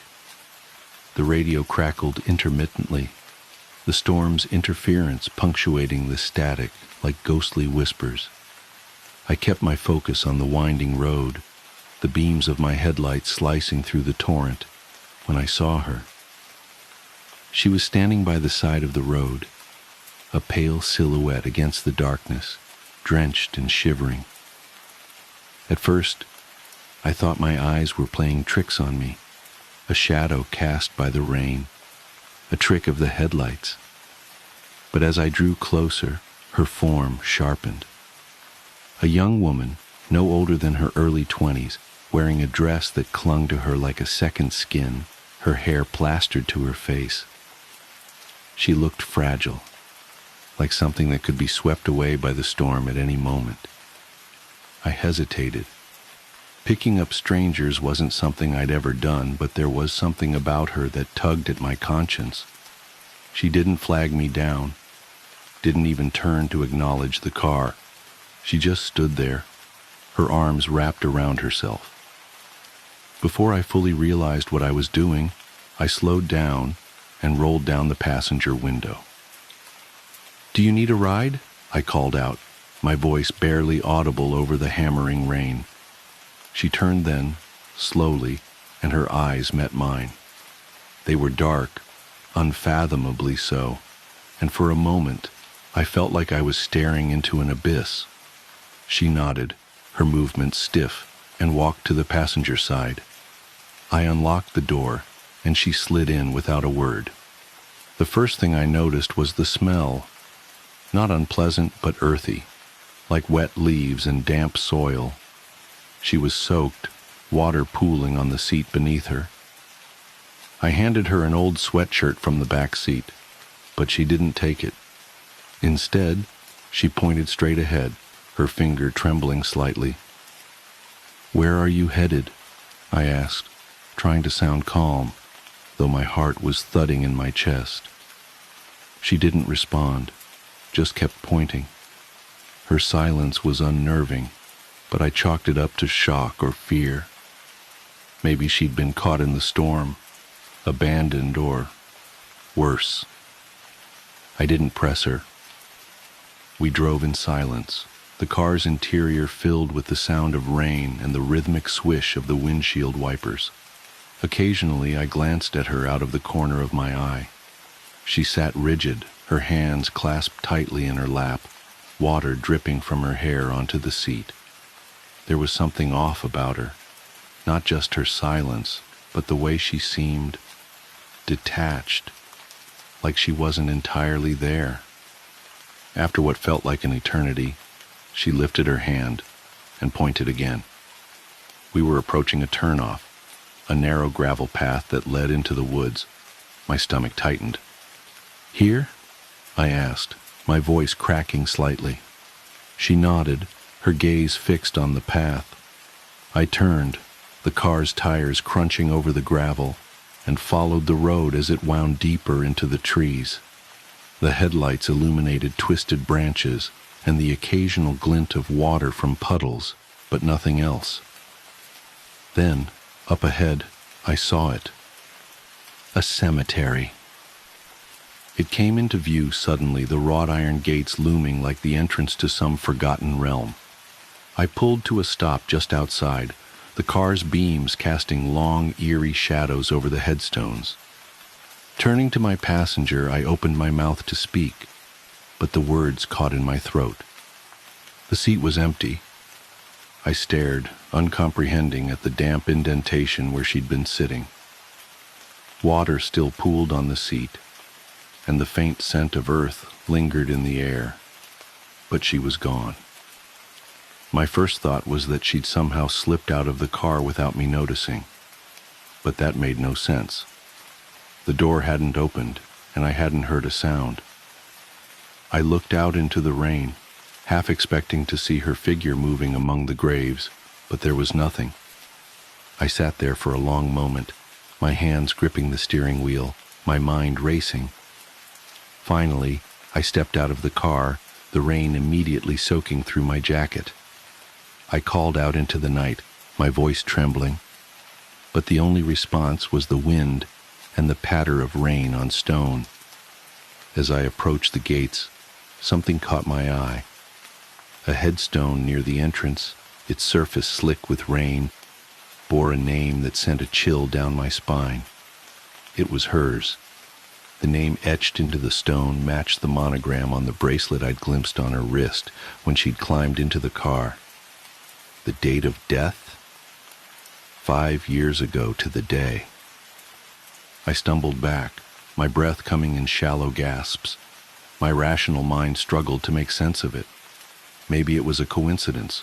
Maybe I'd imagined the whole thing. But the damp seat and the lingering scent told a different story. I didn't sleep that night. I couldn't. The image of her pale face and those abyssal eyes haunted me, replaying over and over in my mind.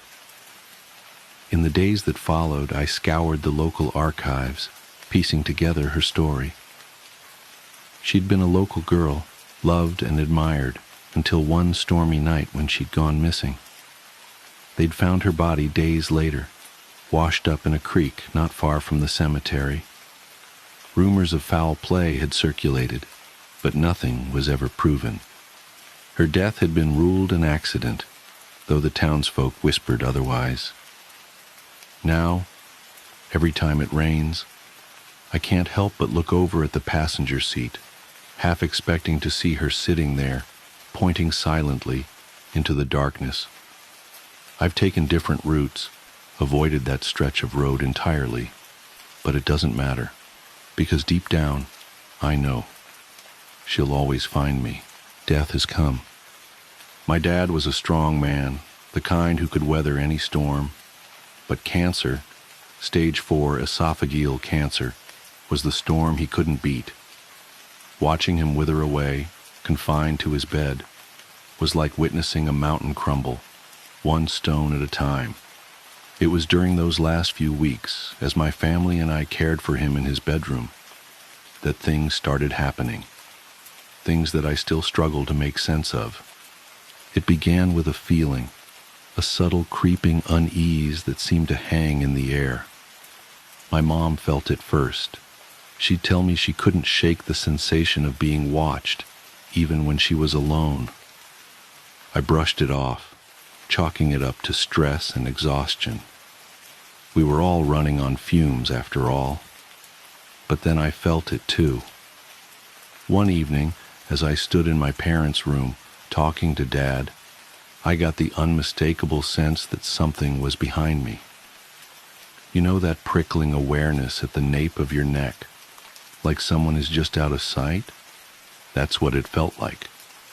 I froze mid-sentence, my words trailing off as a shiver rippled down my spine. "Are you okay?" my dad asked, his voice rasping and weak. I didn't answer right away. My eyes darted to the doorway that led to the living room. That's when I saw it. A figure, about 4'6", jet black from head to toe, was peeking around the corner. Its head tilted slightly, almost curious. Long, slender fingers gripped the edge of the door frame, its knuckles unnaturally bony and gnarled. It wasn't solid, but not exactly transparent either. It was as if the shadows themselves had taken form, dense and impenetrable. My heart slammed against my ribs. Without thinking, I bolted toward it. The figure slipped back around the corner, its movement impossibly fluid, like smoke dissipating in the wind. By the time I reached the doorway, it was gone. I stood there, breathing hard, staring at the empty living room. Nothing. No sound. No movement. Just the faint hum of the refrigerator in the kitchen and the ticking of the wall clock. I stepped out, searching every corner, but it was like the thing had evaporated. When I returned to my dad's room, he was watching me with a puzzled expression. "What's going on?" he asked. I hesitated, unsure of how to explain. Finally, I blurted it out. I saw something. I don't know what it was, but it was standing in the doorway. His brows furrowed, and for a moment, I thought he'd tell me I was imagining things. Instead, he gave me a look that I'll never forget, a mix of fear and resignation. Over the next few days, others began seeing it too. My mom was the first. She was sitting in the living room late at night, reading, when she saw the same black figure standing at the edge of the hallway. It didn't move, didn't retreat. It just stood there, watching her. She said she felt paralyzed, unable to look away until it finally faded into the darkness. My cousin, who stayed over to help with Dad's care, swore she saw it peering into the kitchen one morning as she made coffee. It always seemed to appear in the periphery, never in full view, as though it thrived in the edges of our awareness. By this point, we were all on edge. Sleep came sparingly, and every creak of the house set our nerves alight. My dad, strangely enough, never saw it. He would listen quietly as we recounted our experiences, but he never seemed surprised. One night I pressed him about it. "Do you think it's real?" I asked. "This thing?" He looked at me with tired eyes. "I don't know what it is, but I think it's here for me." His words hit me like a punch to the gut. The final days were the worst. The figure appeared more frequently, as though it was circling closer, its presence heavier and more oppressive. My mom started hearing whispers at night, faint and unintelligible, like a conversation just out of earshot. Once, she woke to find the figure standing at the foot of her bed, its featureless head tilted as if studying her. She screamed, and it vanished. The night my dad passed, the house was eerily silent. I was sitting by his bed, holding his frail hand, when the room grew cold, unnaturally cold, the kind of chill that sinks into your bones. I glanced at the doorway, and there it was again. This time, it didn't retreat. The figure stood motionless, its form darker than the shadows around it. I couldn't move, couldn't breathe. It felt as though the air had been sucked from the room. Then, slowly, it lifted a hand and pointed at my dad. Tears streamed down my face as I whispered, "Leave him alone." The figure didn't respond. It simply lowered its hand and stepped back, disappearing into the hallway. Moments later, my dad took his final breath.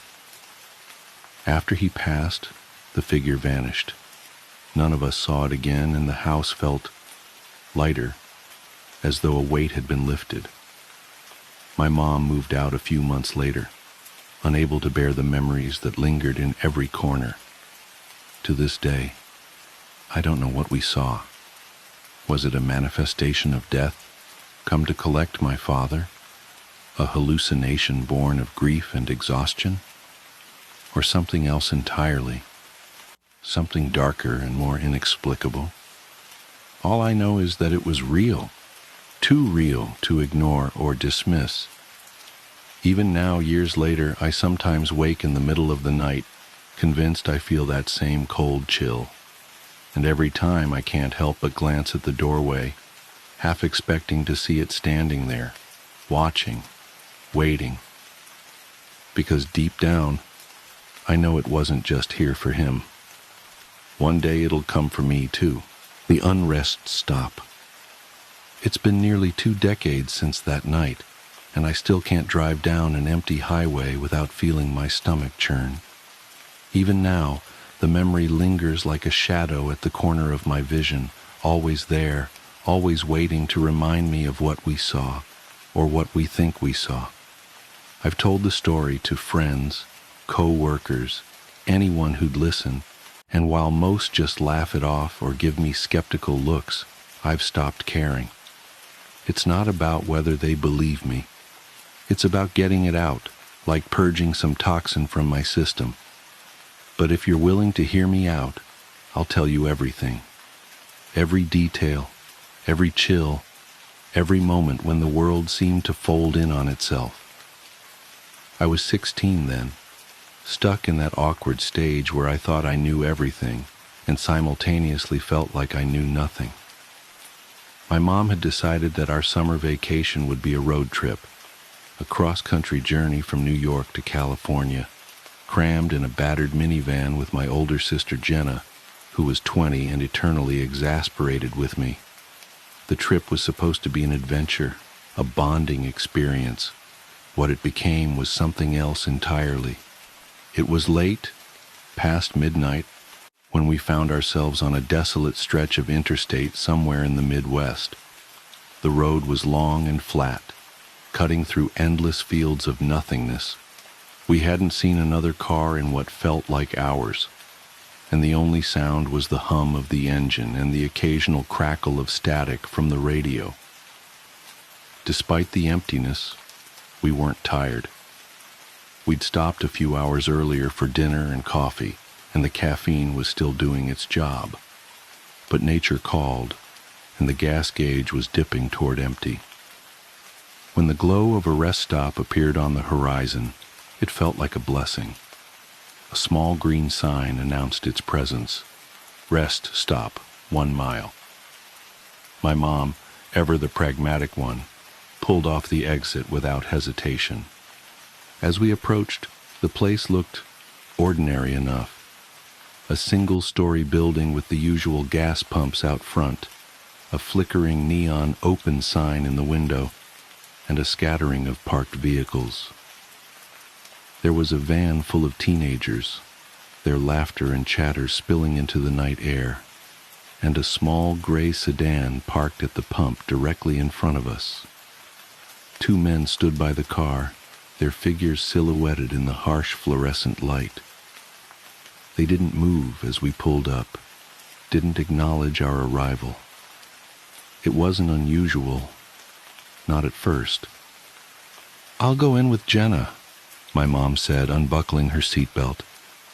"You stay here and watch the car." I nodded, content to scroll through my phone and enjoy the brief solitude. They disappeared into the building and I was left alone, the quiet wrapping around me like a blanket. That's when the unease began to creep in. It was subtle at first, a faint prickle at the back of my neck, an inexplicable sense that something was off. The teenagers were the first to react. I heard one of them say, "This place is creepy as hell," followed by murmurs of agreement. They fumbled with the gas pump, muttering about it not working, and then, just like that, they piled back into their van and sped off, their taillights disappearing into the darkness. I turned my attention to the gray car in front of us. The 2 men were still there, standing as still as statues. They weren't talking. They weren't moving. They weren't even looking at each other. It was as if they were frozen in time. I felt a chill crawl down my spine.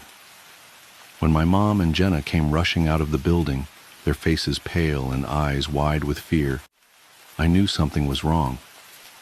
"Get in the car," Mom said, her voice sharp and urgent. I didn't argue. As soon as they slammed the doors shut, I saw it. The men turned to look at us, slowly, deliberately, but they didn't move their bodies, only their heads. Their eyes.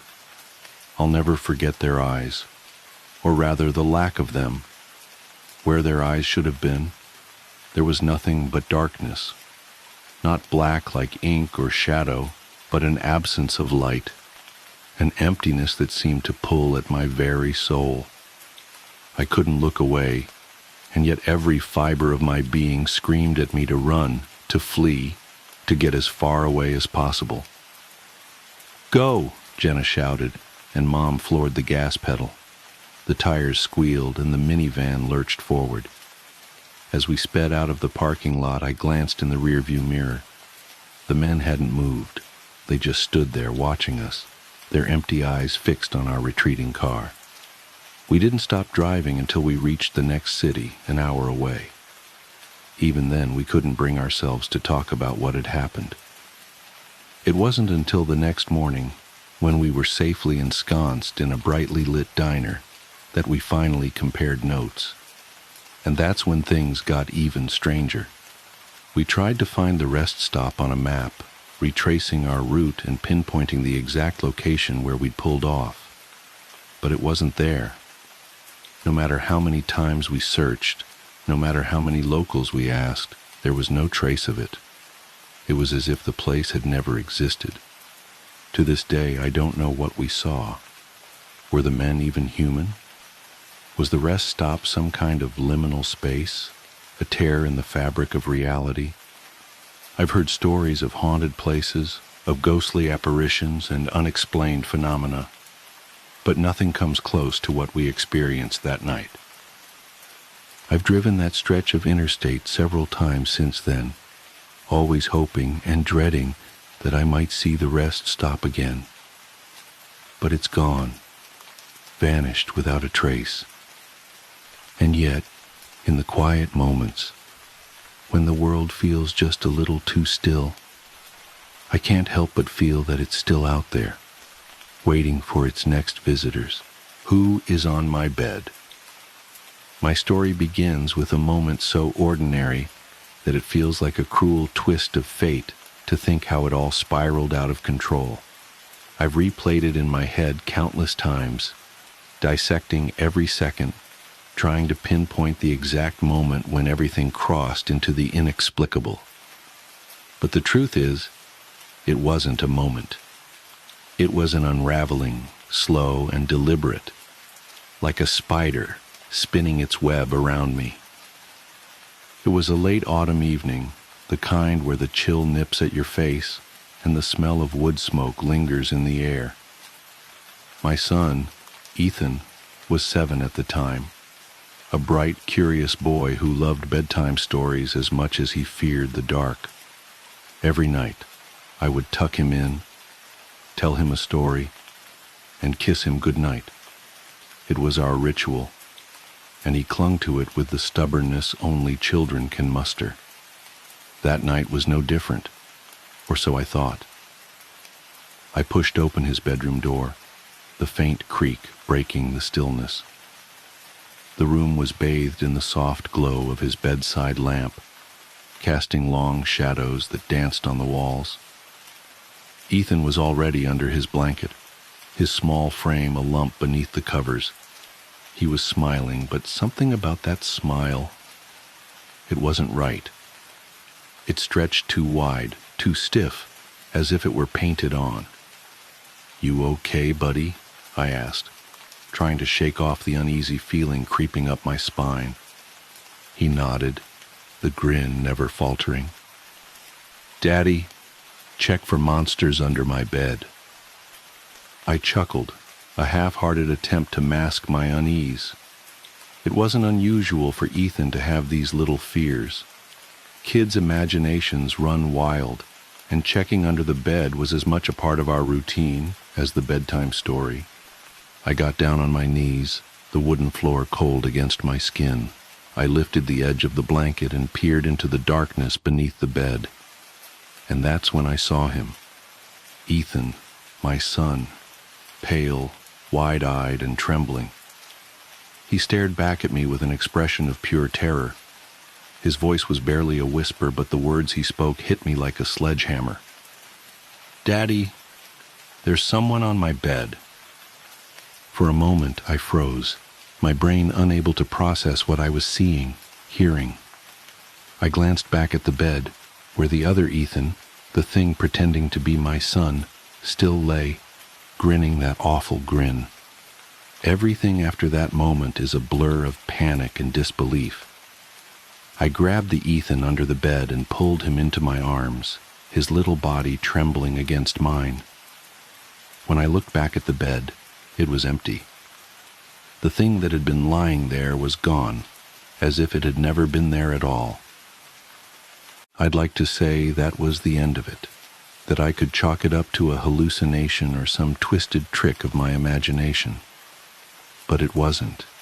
It was only the beginning. That night, Ethan slept in my bed, clinging to me like a lifeline. I didn't sleep at all.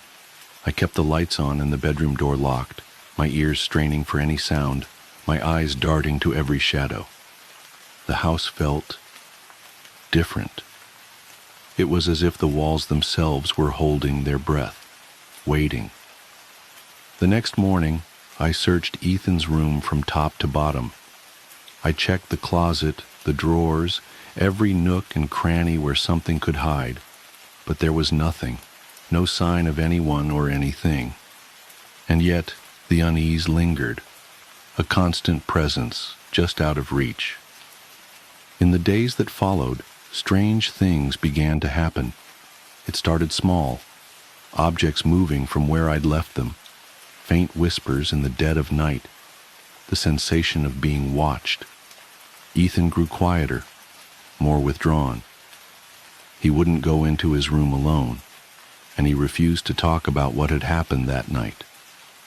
Then, one evening, I heard it, a soft, rhythmic tapping coming from Ethan's room. I crept down the hallway, my heart pounding with each step. The door was slightly ajar, the light inside flickering as if the bulb were struggling to stay alive. I pushed the door open and froze. Ethan was sitting on the floor, his back to me. He was humming a tune I didn't recognize, low and haunting. In front of him was a row of his toys, arranged in a perfect circle, and in the center of that circle was a single, charred handprint, burned into the wooden floor. When I called out to him, he didn't respond. I had to physically shake him to snap him out of whatever trance he was in. He looked up at me with tears streaming down his face, his voice trembling as he said, "I didn't do it, Daddy. They made me do it." I didn't ask who they were. I didn't want to know. I just wanted to get out of that house, to take my son and run. But where do you run when the thing you're fleeing isn't bound by walls or distance? I wish I could say I found the answer. I wish I could say we escaped. But the truth is, we're still here. The whispers haven't stopped. The shadows haven't left. And every night when I tuck Ethan into bed, I can't shake the feeling that I'm being watched, that something is waiting, just out of sight, wearing a smile that doesn't belong. I've tried everything: priests, paranormal investigators, even moving to a new house. But it doesn't matter. Whatever it is, it's not tied to a place. It's tied to us, to Ethan. So now I'm writing this down, not as a cry for help, I've long since given up on that, but as a warning. If you ever hear that soft, rhythmic tapping in the dead of night, or see a smile that stretches too wide, don't look, don't investigate, just run, and pray that it doesn't follow you. I wish I had never eaten at this diner. I was driving down a desolate road in the middle of nowhere, coming home from a 2-day business trip. I was starving. It was 1 p.m., and I'd been on the road since 6 a.m. I figured I wouldn't find anything to eat for the next 50 miles or so, but to my shock, something appeared in front of me. It seemed like a hallucination when first seen, but as I was walking closer, I found that it was an old-fashioned diner, and the sign hanging outside read Haven's Diner, with very faint neon glow in a dense fog. that was swallowing the endless road. Inside it was quiet, but for the very faint hum of a jukebox playing some tune I almost recognized. The smell of burnt coffee and grease hit my nostrils, but I sensed something else, a metallic tang that I couldn't place. The place was deserted save for a waitress stationed by the counter with a smile a little too wide and eyes nailed to me like she had been waiting for me. I slipped into a booth by the window, and just as I hadn't yet bothered to request the menu, a waitress came by, set down the steaming plate before me, and walked off again. Staring at that food in revulsion made my stomach roll up. It was Mom's meatloaf recipe. Overcooked edges, an exact shade of gravy, to the point she hadn't prepared that dish for over 10 years, since her death. "How did you know?" I began to ask, but the words caught in my throat. The waitress merely cocked her head, still smiling, and headed back to the counter without a word. I should have left right then. I was too hungry, too tired, and something about the smell of that meatloaf drew me, filling me with a bittersweet nostalgia I couldn't fight. I picked up the fork and took a bite. It was perfect, just like I remembered it from when I was a kid. But as I chewed, a strange sensation crept over me, like I was being watched by someone I couldn't see.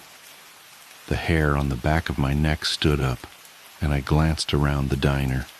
It was still empty, except for the waitress, who now stood completely still, her back turned to me. That's when I noticed the clock above the counter. It was stuck at 3:33, the second hand twitching but never moving forward. My appetite vanished, replaced by a cold knot of unease in my stomach. I stood up, leaving the half-eaten plate on the table, and headed for the door. "Leaving so soon?" a voice said behind me. It wasn't the waitress. It was a man's voice, low and raspy, like he'd smoked a pack a day for years. I turned around, but no one was there. The booth where I had been sitting was empty, the plate of meatloaf gone. I ran for the door, my heart pounding in my chest, and flung it open. Outside, the fog was thicker than before, pressing against my skin like a damp shroud. My car was gone. In its place stood another sign, smaller than the one out front. It read, "You're always welcome at Haven's Diner. See you soon." I started walking, hoping to find the road, another car, anything. But no matter how far I went, I ended up back in front of that damn diner. And each time I returned, the same plate of meatloaf was waiting for me, steaming hot and just the way Mom used to make it. I don't know how long I've been here. Days? Weeks?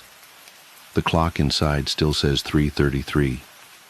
The waitress still smiles that too wide smile, and the jukebox keeps playing that almost familiar song on a loop. I can't leave, and I'm afraid to eat again. But sooner or later, I know I'll give in. The smell of that meatloaf is stronger now, and my hunger is growing. If you ever pass a Haven's Diner along the side of the road, keep going. No matter how hungry you are, no matter how tired, just go.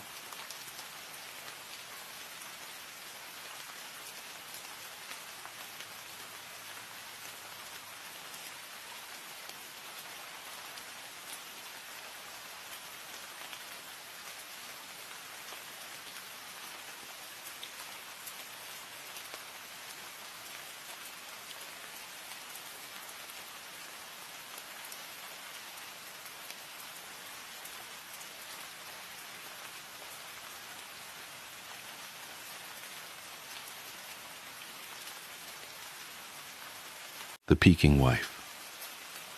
My wife has been peeking at me from around corners and behind furniture. It's gone from weird to terrifying. My wife Lynn and I have been together for 6 years and married for 11 months. Our entire history together has been very normal. and never once have I noticed any weird behaviors or red flags. I can't stress enough how out of character this whole thing is for her. Lynn is very kind, intelligent, and thoughtful. She's always been the no-nonsense type of person. Being childish or trying to scare me is not something she'd normally do. She doesn't even like watching horror movies. When we first started dating, she agreed to watch The Shining with me because she knew how much I loved horror. She was so scared that she didn't even make it through half of the movie before we had to turn it off. She isn't into anything creepy and has never been into pranks. It's just not her cup of tea, and that's fine. But that's what was so strange about this. It's just so unlike her. I should also add that she never had any mental health issues, and as far as I'm aware, it doesn't run in her family. I know some people are able to hide their mental health problems, but in the 6 years we've been together, I think I'd have seen some sort of sign. 2 months ago, I was in the kitchen making myself some coffee before work. I was running a bit late that morning and knew I wouldn't be able to make it to Dunkin' Donuts for my usual morning fix. I took a sip of my coffee as I hurried down the hall towards the front door, when I happened to notice Lynn peeking at me from around the corner ahead of me. I could only see her eyes and a strand of her long, dark hair hanging against the wall. The rest of her body was concealed behind the corner. I nearly spilled my coffee when I saw her. I did burn the shit out of my lips. "Geez, Lynn," I said, wiping a few drops of coffee from my pants. "You scared the shit out of me." She immediately popped out of view like a little kid that had been caught. I heard her scurry off towards the living room, and by the time I got to the front door, she was out of sight. It was really weird, and just totally out of character for her, like I said. But I also found it kind of funny that she was being more playful and a little less serious. I shouted that I loved her and called her a weirdo. As I shut the door behind me, I heard her laughing. Her behavior was a bit odd, but it certainly wasn't something to call a priest over. I forgot about it by lunch, and by the time I got home, she was her normal self. I didn't bring it up, and neither did she, and life went on. The next incident happened 3 days later. It was around 2 a.m., and I had woken up to get a drink. I was standing at the kitchen island, jug of Oj in hand, when I felt a strong feeling that I was being watched. For whatever reason, I looked down at the floor and saw my wife's smiling face staring back. She was peeking at me from the other side of the island, staring up at me with wide, unblinking eyes and grinning like the Cheshire Cat. I screamed, I'll admit it, not out of irritation, but fear. For some reason, at that moment, I was scared. At the sound of my scream, Lynn scuttled backwards out of my view, her hands and feet smacking the tile floor as she hurried out of the kitchen on all fours. I didn't run after her, or even yell after her. I just stood there frozen in shock, wondering what F had possessed her to do that. It took me a little longer than I'd like to admit to go back upstairs, but I eventually did. When I got to our bedroom, Lynn was lying on her side, asleep, or at least pretending to be. I stood there for a while, watching her breathing to be sure she really was asleep. I had the feeling she might jump out at me the moment I got into bed, but she didn't. I climbed into bed and she didn't even move. Her breathing was soft and deep, and I was starting to wonder if I'd dreamt the whole thing. The next morning, I waited for her to come down for coffee, and after handing her a mug and kissing her cheek, I decided to ask her about it. "What was that about last night?" I asked, keeping my tone light so I didn't offend or embarrass her. She frowned over her cup of coffee, shaking her head like she had no clue what I was referring to. "You were peeking at me again, from over there," I said, pointing to the spot on the floor by the kitchen island. She followed my gaze, and when she looked back at me, she burst out laughing. She laughed so hard that I couldn't help but join her. "You creep me the F out sometimes, you know that?" I said. She giggled and set her cup on the counter and wrapped her arms around my neck. "You creep me out all the time, so I guess we're even," she teased. We said our goodbyes and left for work. As I drove, I kept thinking about how creepy it had been seeing her grinning at me from behind the island like that. The sounds her hands made on the floor as she crawled away. I told myself she was just trying to be silly, just trying to join me in my love of all things horror. It's not like I was afraid of her, but it still didn't sit right with me. I started seeing her peeking at me more and more. Sometimes she'd be peeking out from behind the couch or living room curtains. Once she even managed to get inside her grandmother's old trunk that sits at the foot of our bed. I might not have even known she was there at all, had the trunk's old hinges not given her away. She'd had the lid propped up just enough so that only half of her face peeked through. She'd been grinning like an excited toddler. It was unnerving. I didn't even know what to say to her. All I could do was stare. When I finally found my voice, I asked her why on earth was she doing this.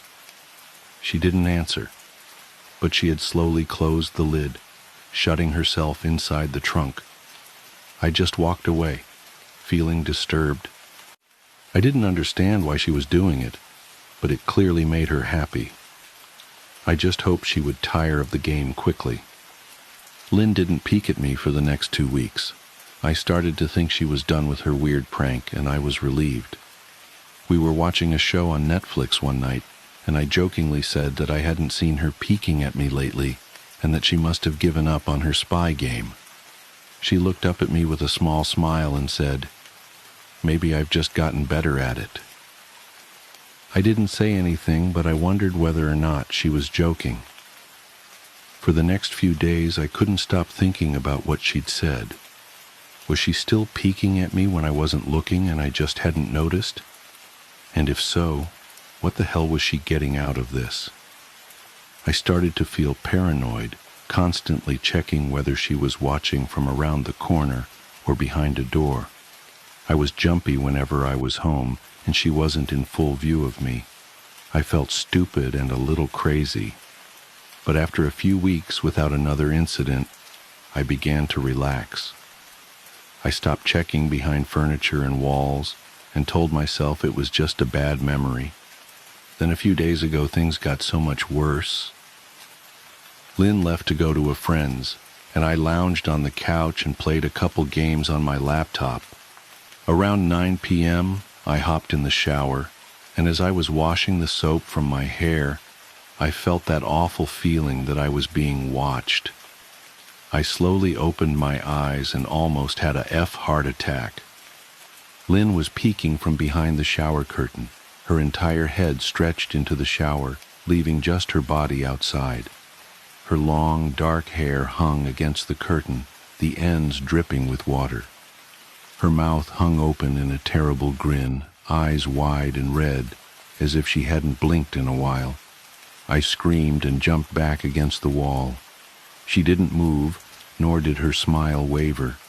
Her makeup ran down her cheeks in 2 black streaks. She looked giddy and completely deranged. I was terrified.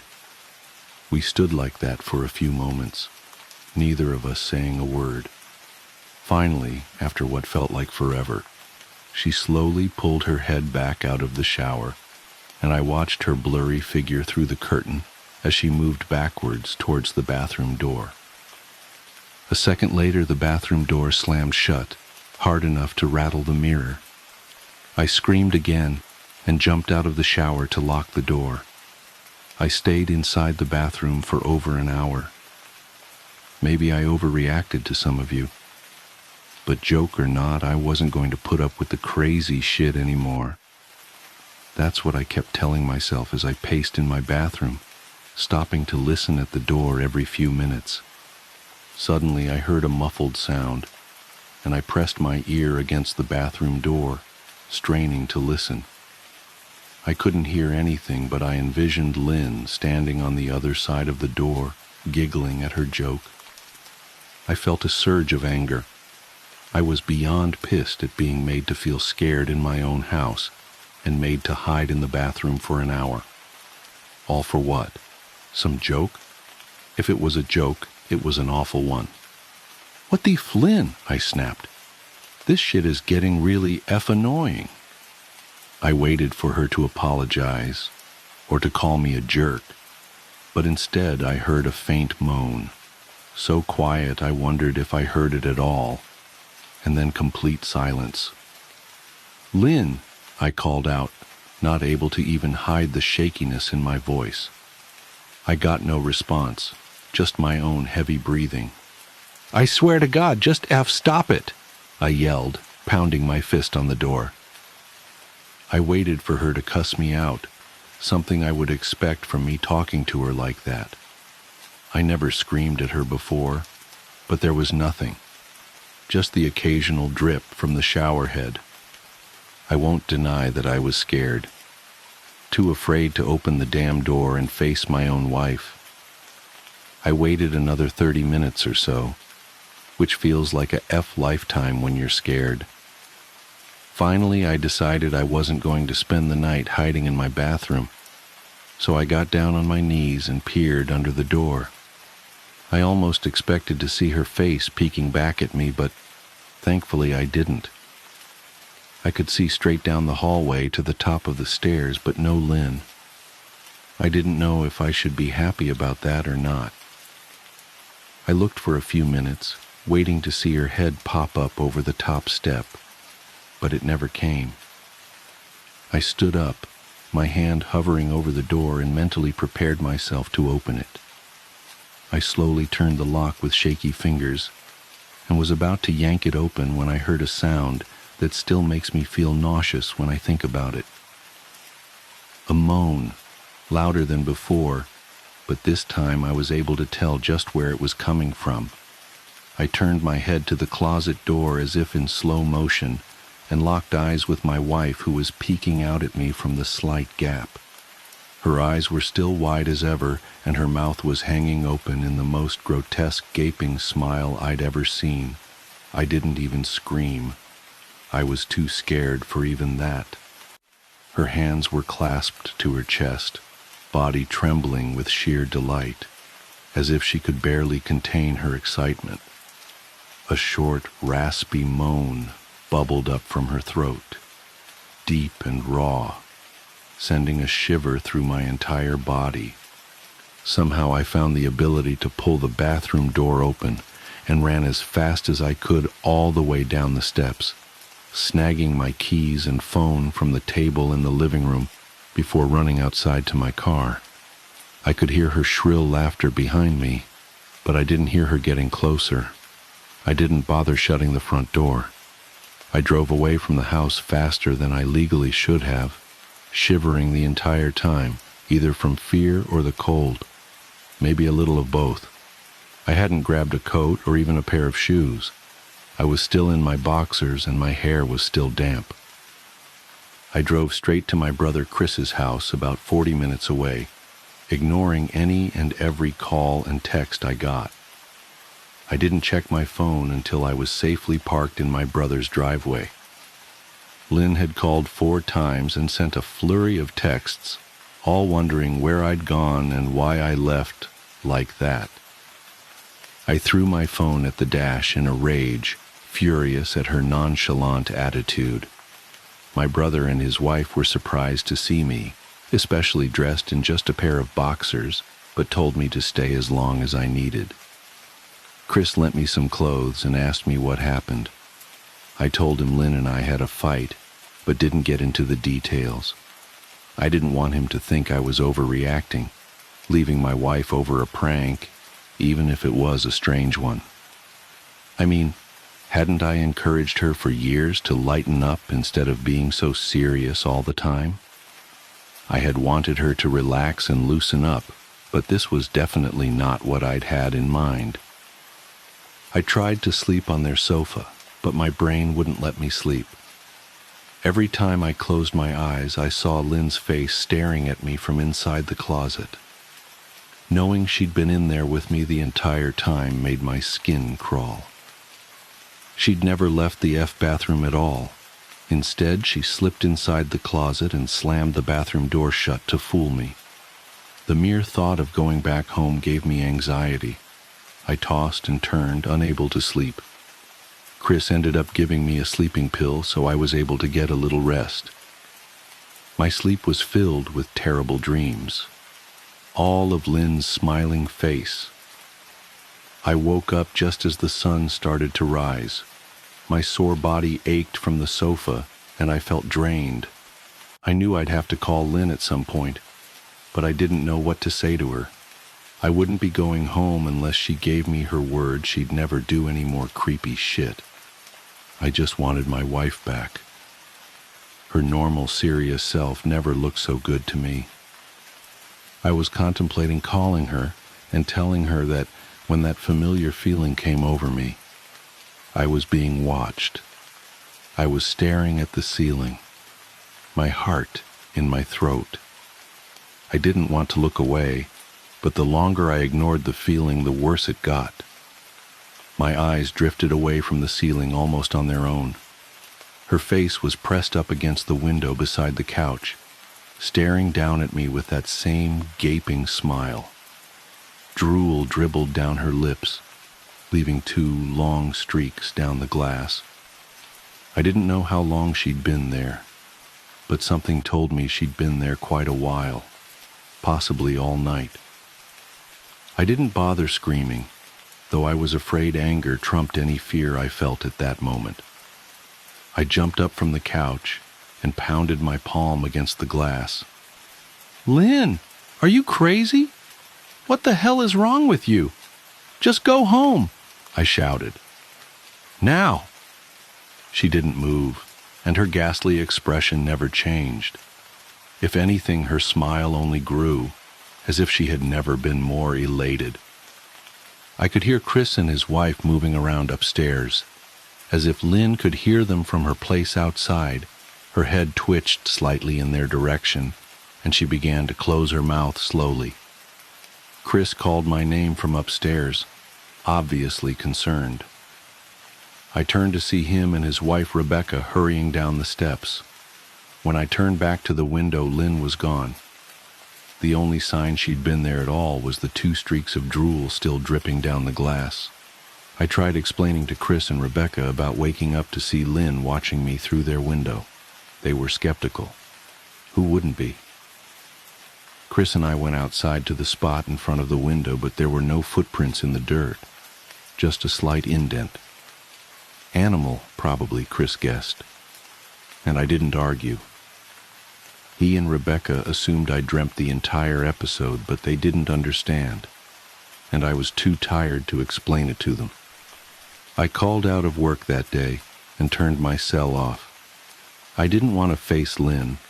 Just talking to her was too much for me at that point. I really started to believe something was irreversibly wrong with her, that no matter what promises she made, we'd never be the same again. The thought saddened me to my core. I cried most of the morning. By noon, I figured I was ready to confront her, give her one last chance to explain herself. I could at least give her that, after 6 years, I told myself. I turned my phone on and saw the dozens of texts she'd sent, all from a seemingly concerned wife. "Can we talk? I love you. Please call me. I'm really worried. Can you answer? Just come home." And more of the same. All texts telling me she loved me and she wanted me home. How worried she was. Not a damn one addressing the crazy shit she pulled, like she hadn't been acting like a character from a Stephen King book. Even her texts were different. She normally texted novels just to tell me to pick up a loaf of bread. You'd think she'd have more to say to me after her bizarre shenanigans. I know it probably seems childish to some of you who are miles away from this situation, but if you saw the way Lynn had looked at me, how she scampered away on all fours like some wild animal, grinning at me from inside the closet like a lunatic. Then I think you'd find my reaction was warranted. I ended up staying with Chris and Rebecca for another night. I didn't wake up yesterday until afternoon, and thankfully I didn't see Lynn's face watching me through the window. I don't want to pry because it's not my place, but is this fight something that can be mended? Rebecca asked. She'd made us both a sandwich for lunch, and I knew she wanted to breach the subject without seeming to be nosy. I don't know, She's like a different person, I said, choosing my words carefully. I still wasn't ready for her or Chris to know the full extent of the batshit craziness I had been dealing with. People change, Ben, but she's still the same woman you married. Maybe you both just need to talk through your issues. Whatever's going on, I'm sure it can be fixed. She said, ever the peacemaker. I think it's beyond that now. I don't think talking would help. I just don't trust her, I said. The words stung in my heart. I missed and loved my wife. But how could I live with someone like that? Living in constant fear didn't sound too appealing. Lynn loves you. She has to be absolutely crushed, she said. I don't know about that, I said. Well, she certainly seemed like it to me. I've never seen her so upset. Very much unlike the Lynn I know, Rebecca said, shaking her head sadly. It took a full minute for her words to really sink in, and when they did, I felt dread worming its way through my skin. Wait, what do you mean? You saw her? You saw Lynn? I asked, my mouth suddenly dry. Rebecca nodded casually as if that fact wasn't nightmare fuel. Maybe for her, it wasn't. She stopped by this morning just after Chris left for work, she said, cleaning the plates from the table. I didn't see her car, though. Maybe she took an Uber or something. Beck. What did she say? Did she come inside? I asked, sweat starting to break out on my forehead. I began looking around, examining corners as though a predator lurked behind them. No. She just asked if you were awake yet, and I said that you weren't. I asked if she wanted me to wake you, but she said no. Just said to let you sleep. She said as she washed the dishes. That's all? She didn't say anything else? I asked. No. She looked awful, though. Like she hadn't slept in days. I think you should call her. I got up from the table and thanked Rebecca for lunch. I felt a little bit better at the knowledge that at least she hadn't come inside. Still, I needed to double-check that the doors were locked. I sat for a while trying to figure out what to do next. I didn't want to go home, but I felt that I owed it to Lynn to help her if I could. Hadn't I swore an oath to love and honor her through sickness and in health? Clearly, she was very sick. If she was sick, which I truly believed she was, I had to try and get her the help she needed. But I didn't even know where to start. I didn't want to call the police, and besides, what the hell was I going to tell them? That my wife was peeking at me? That she was being creepy? As bizarre as she'd been, she still hadn't committed any crime. Not yet, anyway. The police would have probably said that I was overreacting. But this wasn't some prank. It felt wrong. Dangerous, even. Like something sinister lurked beneath her smile. I knew as her husband I was well within my rights to have her committed. But what if she simply acted normal in their presence? She'd obviously been able to fool Rebecca into thinking she was just a concerned wife. As long as the doctors didn't find her a danger to herself or others, they'd have no choice but to release her after 72 hours. I felt lost and overwhelmed, so I did what any husband in my position would do. I called her mother. I didn't want to, believe me. Her mother, Marianne, and I were never on the best of terms. We'd never fought or anything like that. She just wasn't a very warm person and wasn't really easy to get along with. She hardly ever smiled, and when she did, only her lips would move into a thin-lipped smile, leaving her eyes as blank as before. She gave off this aura that felt like she was permanently on the offensive. I'd only met her twice, and both times were for such short visits. I got the impression she didn't approve of me for her daughter. Lynn always ushered us out quickly, as she didn't want me to feel uncomfortable, which I was grateful for. Being in her mother's company felt almost unbearable, like walking on glass. I was glad when we moved 3 states away so we didn't have to see her often. I was happy to avoid the woman, but I needed her help. I really didn't want to talk to her at all, but I had to talk to someone, and someone who knew Lynn better than I did. So I grit my teeth and did what I had to. "Yes?" she answered, already sounding irritated. "Marianne, it's me, Ben. Do you have a minute to talk?" I asked. I could hear her cluck her tongue in irritation. "I'm in the middle of writing some checks, but if you insist, I suppose I can spare a moment. What is it that you want to discuss, Benjamin?" She said coolly, "It's about Lynn. She's been acting strangely, and I was wondering if you had any idea whether there was something—" I was quickly interrupted. "It's a bit difficult to follow your rambling, Benjamin. What is that you want from me?" she asked. I could almost see her standing there in her thin sweater and slacks, tapping her fingernails impatiently on the table. "I wanted to know if you'd ever noticed any odd behavior, or possibly any mental health issues," I asked. There was a long, uncomfortable pause that I couldn't tell was because she was just thinking, or something else. Finally, after a few seconds, she spoke. "I'm not sure if this is one of your jokes, Benjamin, but if so, I don't find the humor in it. Now, I do have business to attend to, as I've said, so if you don't mind," she said, but I cut her off before she could get rid of me. "Marianne, it's not a joke. I'm sincerely concerned about Lynn's mental health. Her behavior has been very erratic lately. I'm very worried about her, and I figured as her mother you would be as well," I said, my frustration evident in my voice.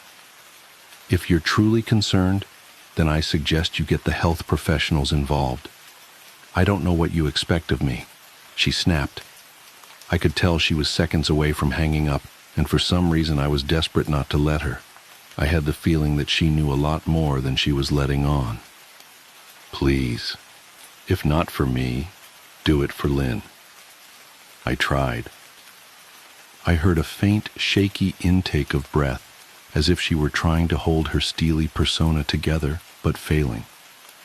"Marianne, what's work?" I started.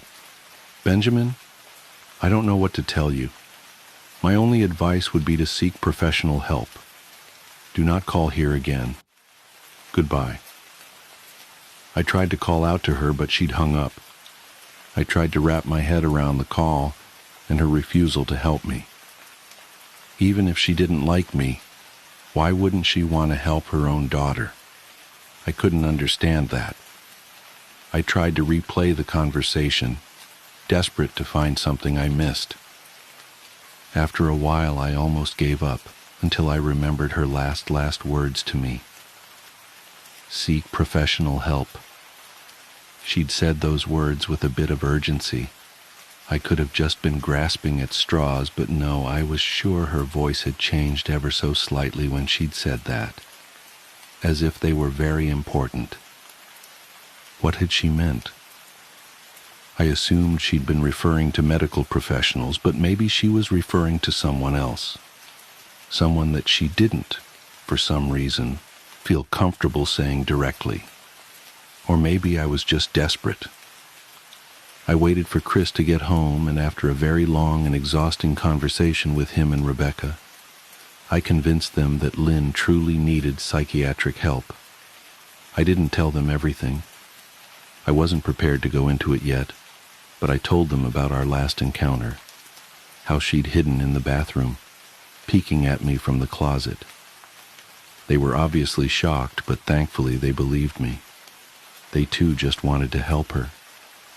Still, they didn't think it was all that serious. Weird, maybe, but not dangerous. They just kept saying that Lynn had to be playing some kind of weird joke. Maybe for YouTube, Rebecca offered, if only half-heartedly. Chris didn't think we should involve the police just yet.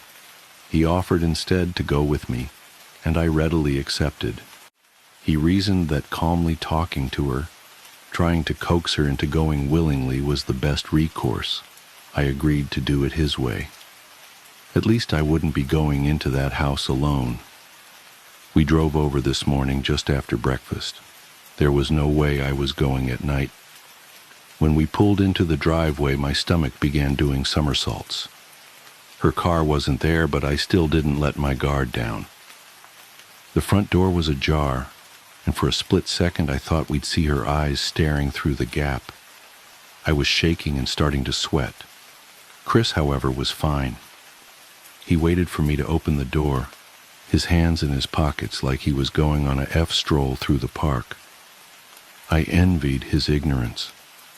I pushed the door open and was immediately hit with the stench of rot. Chris smelled it too, and he walked in the house behind me with his nose scrunched up. "What do you guys use to clean the floors around here, shit?" Chris mumbled. "Shut up," I said, my eyes darting around for any signs of Lynn. The house was deadly quiet and dark despite being 10 in the morning. All the curtains were closed up tight, refusing to allow any sunlight inside. If I hadn't left it just 2 days prior, I'd have thought the house to be abandoned. We moved through each room, carefully checking any place that she might hide, occasionally calling her name. "Why the F are you looking under the couch?" Chris asked eventually. "Aren't we looking for your wife?" He was looking at me like I was a moron. "Let's just go upstairs," I whispered. He shook his head, but followed me up the stairs to check the bathroom and spare bedroom. On the way up, my shoes crunched over pieces of glass that looked to be littered over a few of the steps. I noticed that one of Lynn and my wedding portraits that hung on the wall along the staircase had been smashed. The frame hung crookedly, all the glass removed. I stared at the picture, a lump forming in my throat. We had taken the photo just after leaving the church, after saying our vows. She looked so beautiful in her white gown. I looked at Lynn's beautiful face. I never dreamed her face would ever be a source of terror for me. We climbed the rest of the steps and checked the spare bedroom, but it looked completely untouched.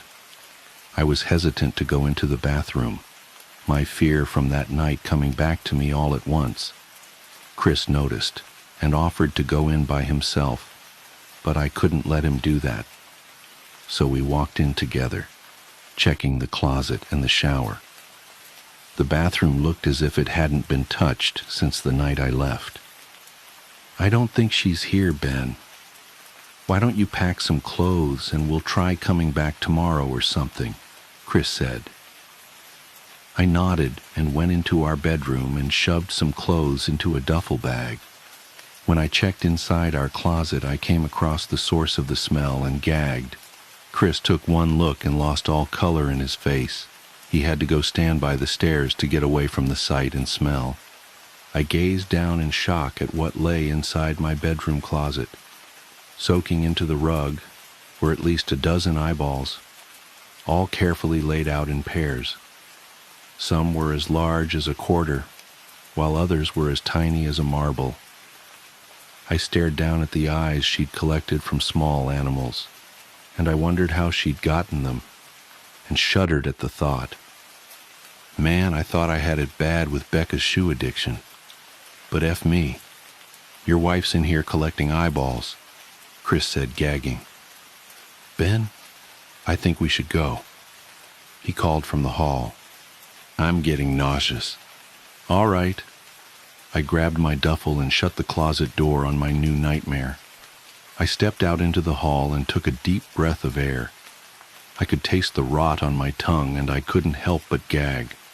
Who the F lines up eyeballs in their closet like that? Chris mumbled. I tried to tell you she needed help, I said. She doesn't need help, Ben. She needs a F exorcist, he said. You coming or what? I can't stand the smell any... His words died in his throat, and his eyes grew wide with fear. I didn't ask him why. I could feel it. Someone was watching me, and I didn't think it was the eyes in the closet. I turned around, my eyes slowly scanning the bedroom. Christ, I whispered, as I finally saw what we'd missed. Under the bed, curled on her side, watching us with the excitement of a kid on Christmas morning, was my wife. She held her hands together just under her chin, and they were shaking eagerly. Now that she knew she'd been found, I could hear the quiet noises she was making, a sort of hiccuping sound in her throat, as if the excitement was just too much for her. It was unnerving to say the least. Wide eyes and that same huge smile. Everything in me told me to run, but I forced it away. This was my wife. No matter how twisted, she was still the woman I married. I had to help her. Lynn, I said softly. She didn't respond, but her head bobbed back and forth in two quick little movements, as if she were nodding. Baby, I just want to help, okay? Can you let me do that? I asked. I had taken a single step forward, approaching her like some kind of dangerous animal. I love you, Lynn, I said softly, taking another step closer. She let a tiny moan escape her wide-open mouth, and I had to resist the urge to run. Her shoulders were starting to quiver, and her eyes grew as large as saucers. I crouched down so I could see her better, and immediately saw the blood. Her hands were covered in it. They trembled more the closer I got, as if she was barely able to contain herself. Lynn, are you hurt? You're bleeding, I said. She bobbed her head again, her bloody fingers moving up and down as if playing an invisible piano. They occasionally grazed her chin, leaving smears of blood on her skin. I wanted to recoil in disgust. The smell that was coming off of her was revolting. I could feel the vomit trying to climb up my throat. Her lips were dry and stretched thin, blood seeping between the cracks. I knew she wouldn't come out on her own, but I didn't want to leave her in the state she was in. I scooted closer and reached out to her. The excited hiccuping sounds got louder and her hands shook, fingers flexing. It was then that I could see the blood oozing from in between her fingers. Oh my God, Lynn, you're bleeding, I said. Instinctively, I reached out to take her hand, but before I could even touch her, her hand sprang out towards me. A sharp pain shot through my arm, and I fell back on my ass. My arm burned, and I could see the blood dripping down onto the carpet. I looked back at her in shock and saw her grinning madly, her fingers clutching a large shard of glass. You all right in there? Chris asked from behind me. I turned my head slightly and nodded to him, cradling my arm to my chest. When I turned back to face Lynn, I saw that her focus had shifted. She wasn't looking at me anymore, and she wasn't smiling anymore either. She was staring past me, her eyes glaring at Chris, the way a hungry lion might stare at an antelope. Her mouth was still hanging open, but it was twisted into a snarl. I got to my feet and began walking backwards down the hall, afraid to take my eyes off her. Are you bleeding? Chris asked. The moment the words left his mouth, Lynn started fast scooting out from under the bed. the glass shard still in her fist. "Chris, run! Go!" I yelled. He must have been too afraid to move because a second later I felt my back bump into him. He was still standing at the top of the stairs, staring at the horror that was my wife. Lynn had crawled completely out from under the bed and stood in the bedroom doorway, her face twisted in rage. Her whole body was visibly tense. Blood ran down her fingers and onto the floor. "Jesus, Lynn," Chris said. You, playing hide and seek?" I reached back and pushed him towards the steps. "Move your ass, Chris," I said as quietly but firmly as I could. Lynn bobbed her head in fast, sharp motions and began to grin, stretching her mouth open wider and wider so that her chin seemed to touch her chest. I heard Chris mutter a prayer, and then he was running down the stairs.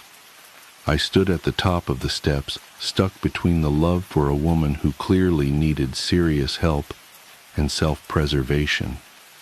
"I only want to help," I said, choking back tears. Her eyes focused on me once again as she slowly lifted the glass, holding it out in front of her, and then she started sprinting towards me, grinning with utter excitement. Thankfully, my body took over, and I flew down the stairs, skipping 2 or 3 at a time. I made it to the front door before I felt her leap onto my back, wrapping her arms around my neck, her open mouth next to my ear so that I could hear those terrible hiccuping sounds up close. I shook her off me, knocking her to the floor. I felt a searing pain in my back as she went, but I tore open the front door and bolted to my car. Chris was standing in the front yard, talking on the phone with the police. I didn't say a word. I just ran to my car and jumped in. Chris took the hint and followed me, still on the line with 911. I watched the rear view mirror, sure I'd see her there running after us. But I never did. I went straight to the ER and got 11 stitches in my arm and 3 on my back. The police asked a lot of questions and went back to the house to do a search, but of course, Lynn wasn't there. They advised me to stay with a friend or relative for a while and to file a restraining order as soon as I could, but none of those things would matter. Somehow I just knew. I dropped Chris off at home and went to a motel an hour away.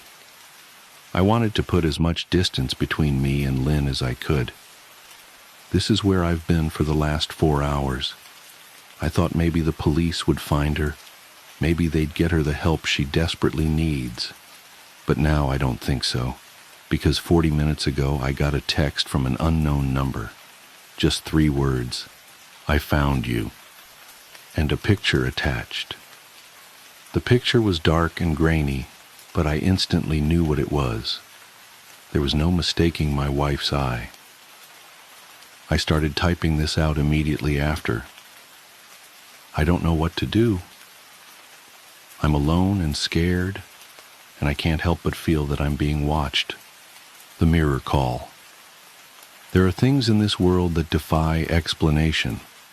As a sheriff's deputy in rural Montana, I've seen my fair share of strange occurrences. Unexplained lights in the mountains, livestock mutilations that made even veteran ranchers queasy, and the occasional missing person case that just didn't add up. But nothing, absolutely nothing, prepared me for what happened during my graveyard shift last October. It was just past 2 a.m. when the call came in. The night was unusually still, with a heavy blanket of fog hugging the ground and temperatures hovering just above freezing. I'd been parked on the side of Old Mill Road, catching up on paperwork and drinking coffee that had long since gone cold when dispatch crackled to life. "Unit 47, we've got a 1091V at 1879 Stillwater Lane. Elderly female resident reporting a possible intruder." I keyed my radio. "Copy that. En route." A 1091V meant a suspicious person or vehicle, but something in dispatch's tone made me uneasy. Susan, our night dispatcher for the past 15 years, usually maintained a matter-of-fact demeanor. Tonight, there was an edge to her voice I'd never heard before. "Be advised," she added after a pause. "Caller is unusually distressed. Claims someone is in her mirror." I frowned. "Come again?" "Caller states there's someone in her bedroom mirror mimicking her movements, but with a delay. She's requesting immediate assistance." I threw the cruiser into drive, flipping on my lights, but leaving the siren off. Stillwater Lane was out in the sticks, a good 20 minutes from my location.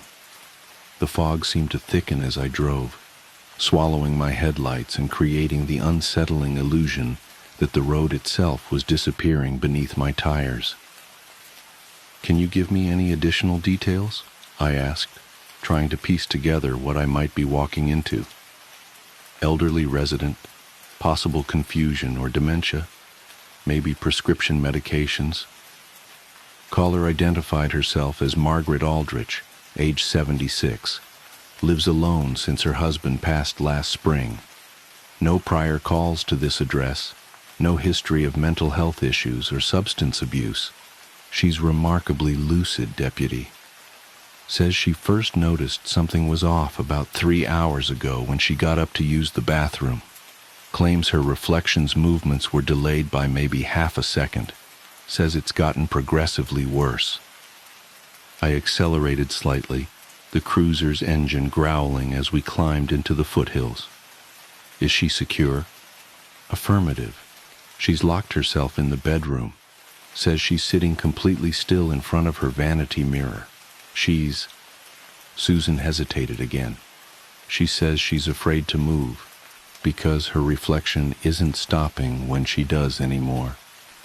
A chill that had nothing to do with the October air crept down my spine. I dealt with plenty of mental health calls over the years, but something about this one felt different. The specificity of the complaint, the caller's reported lucidity, Susan's obvious unease, it all added up to something that didn't quite fit the usual patterns.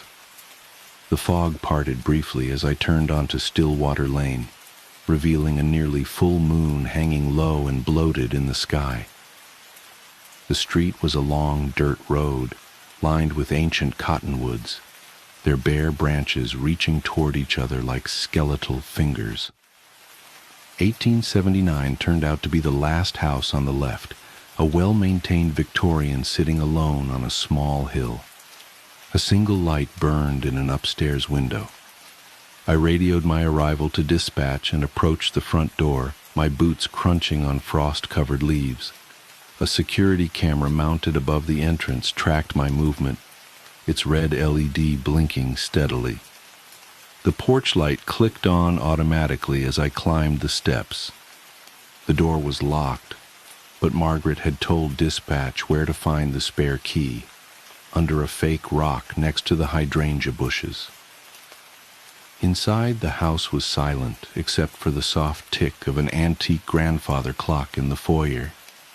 The air smelled of lavender and furniture polish, with an underlying mustiness common to older homes. "Mrs. Aldrich?" I called out, one hand resting on my holstered weapon. "This is Deputy Hayes with the Sheriff's Department. I'm coming upstairs." No response. The staircase creaked under my weight, despite my attempts to move quietly. Family photos lined the wall. Margaret and who I assumed was her late husband in younger days, children, grandchildren, all smiling out from behind dusty glass. At the top of the stairs, only one door was closed. Warm light spilled out from underneath. I knocked softly. "Mrs. Aldrich? Are you all right?" "Please come in, Deputy." The voice was thin, but steady. I'm afraid to take my eyes off it. I turned the handle slowly, announcing my movements. "I'm opening the door now, ma'am." The bedroom was large but cluttered, dominated by a massive four-poster bed with heavy burgundy curtains. Margaret Aldrich sat ramrod straight on a small stool in front of an ornate vanity mirror, her silver hair pulled back in a neat bun, wearing a pale blue nightgown. She didn't turn to look at me. "Thank God you're here," she whispered. "Watch carefully. Don't make any sudden movements." I approached cautiously, scanning the room for any signs of an intruder. Nothing seemed out of place. The windows were locked, the curtains drawn. As I drew closer to Margaret, I could see her reflection in the mirror, an exact duplicate, down to the slight tremor in her clasped hands. "Ma'am, can you tell me what's been happening?" "It started small," she said, her eyes never leaving the mirror. "So small I thought I was imagining it. Just the tiniest lag when I would move, like watching a video feed with poor reception. But it got worse. The delay kept growing. And now," she swallowed hard, "now it's not stopping when I do." I studied the mirror carefully. It looked antique, with an elaborate silver frame covered in twisting vines and what appeared to be faces worked into the metalwork. Margaret's reflection stared back, perfectly mimicking her position. "I don't see any," I started to say, but Margaret cut me off. "Wait, watch. I'm going to raise my right hand very slowly. Keep your eyes on the mirror." She lifted her hand with agonizing slowness. Her reflection did the same. Then Margaret stopped. Her reflection didn't.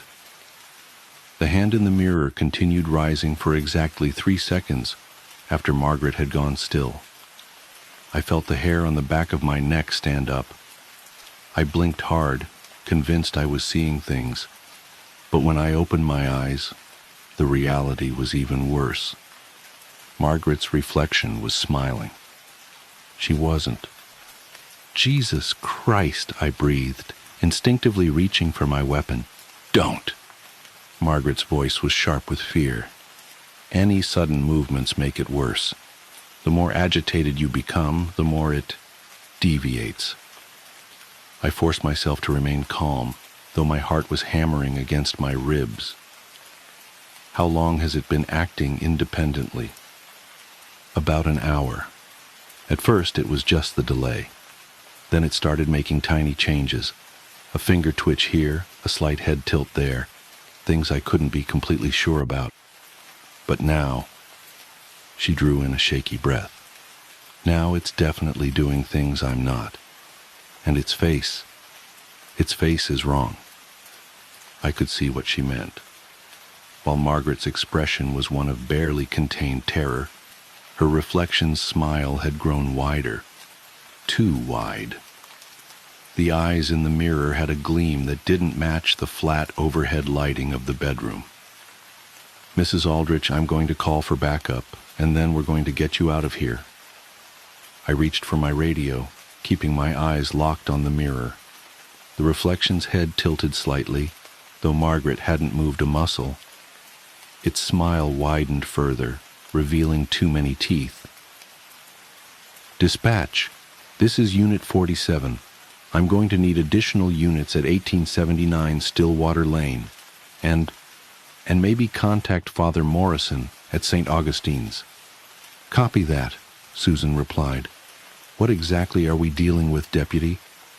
I watched in horror as the reflection's eyes began to bleed, dark liquid welling up and spilling down its cheeks, while it maintained that impossible grin.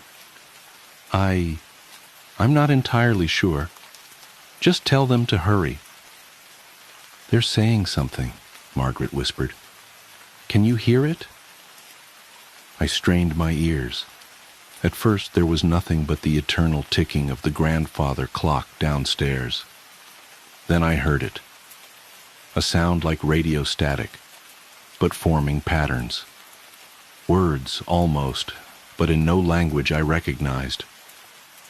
The reflection's mouth was moving now, completely independent of Margaret.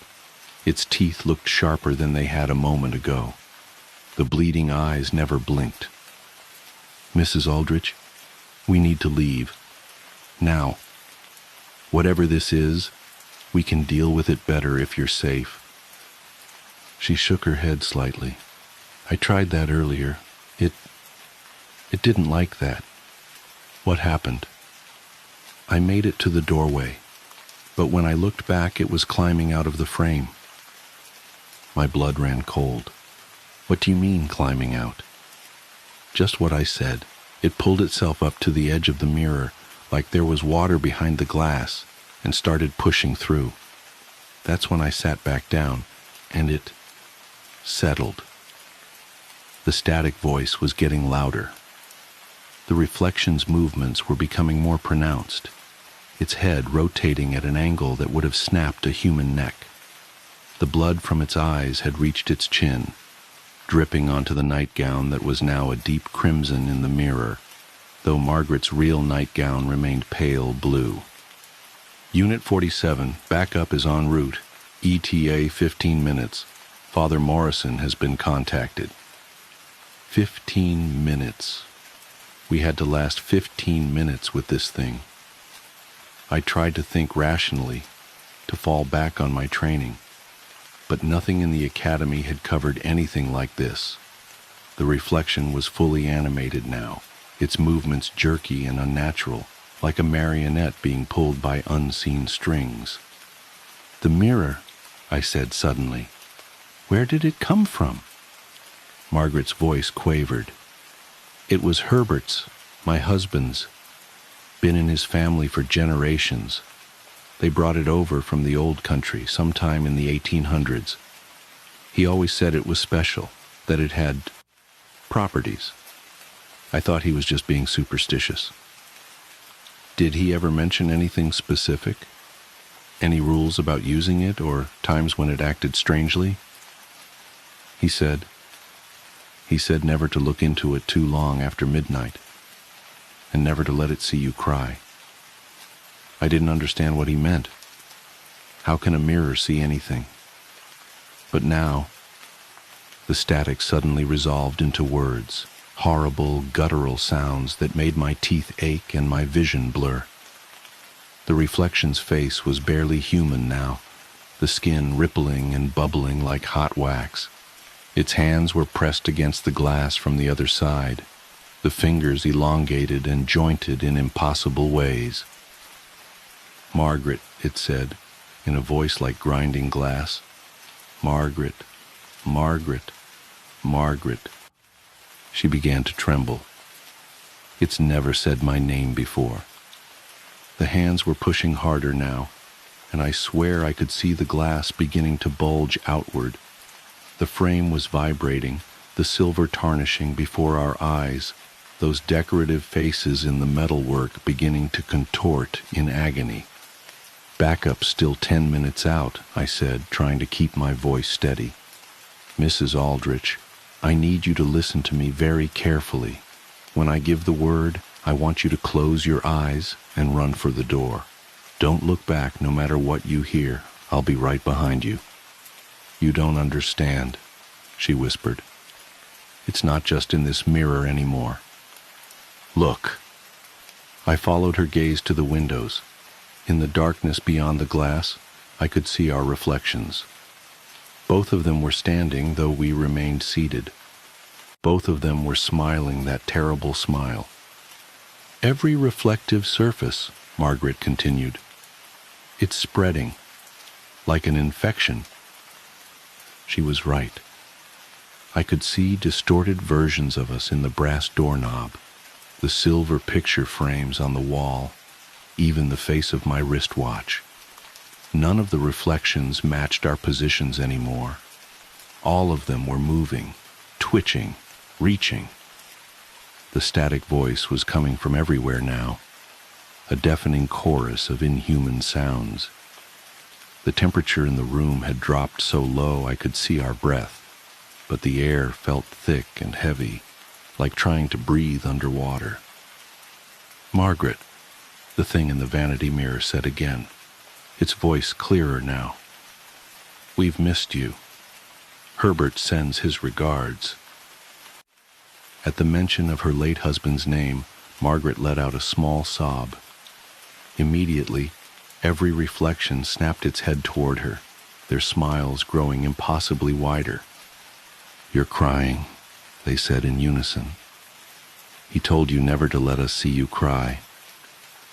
The glass of the vanity mirror began to crack, spiderweb patterns spreading from where the thing's hands pressed against it. Dark liquid began to seep through the fissures, but it wasn't reflecting anything in the room. It was coming from whatever was on the other side.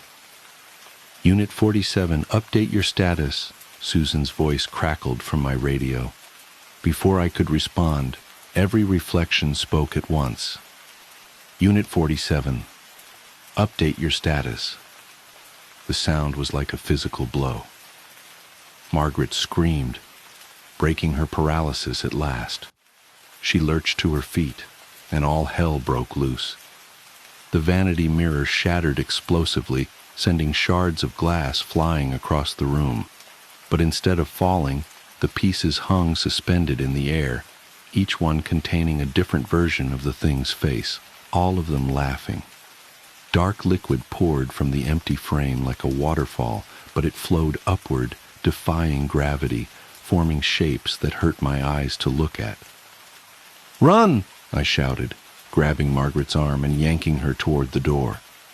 Every reflective surface we passed erupted with movement, hands reaching out, faces pressing against the glass, that horrible laughter echoing from everywhere at once.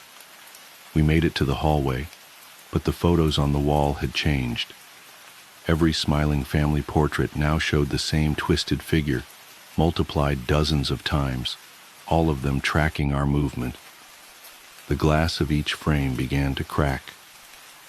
Margaret stumbled on the stairs, and I barely caught her before she fell.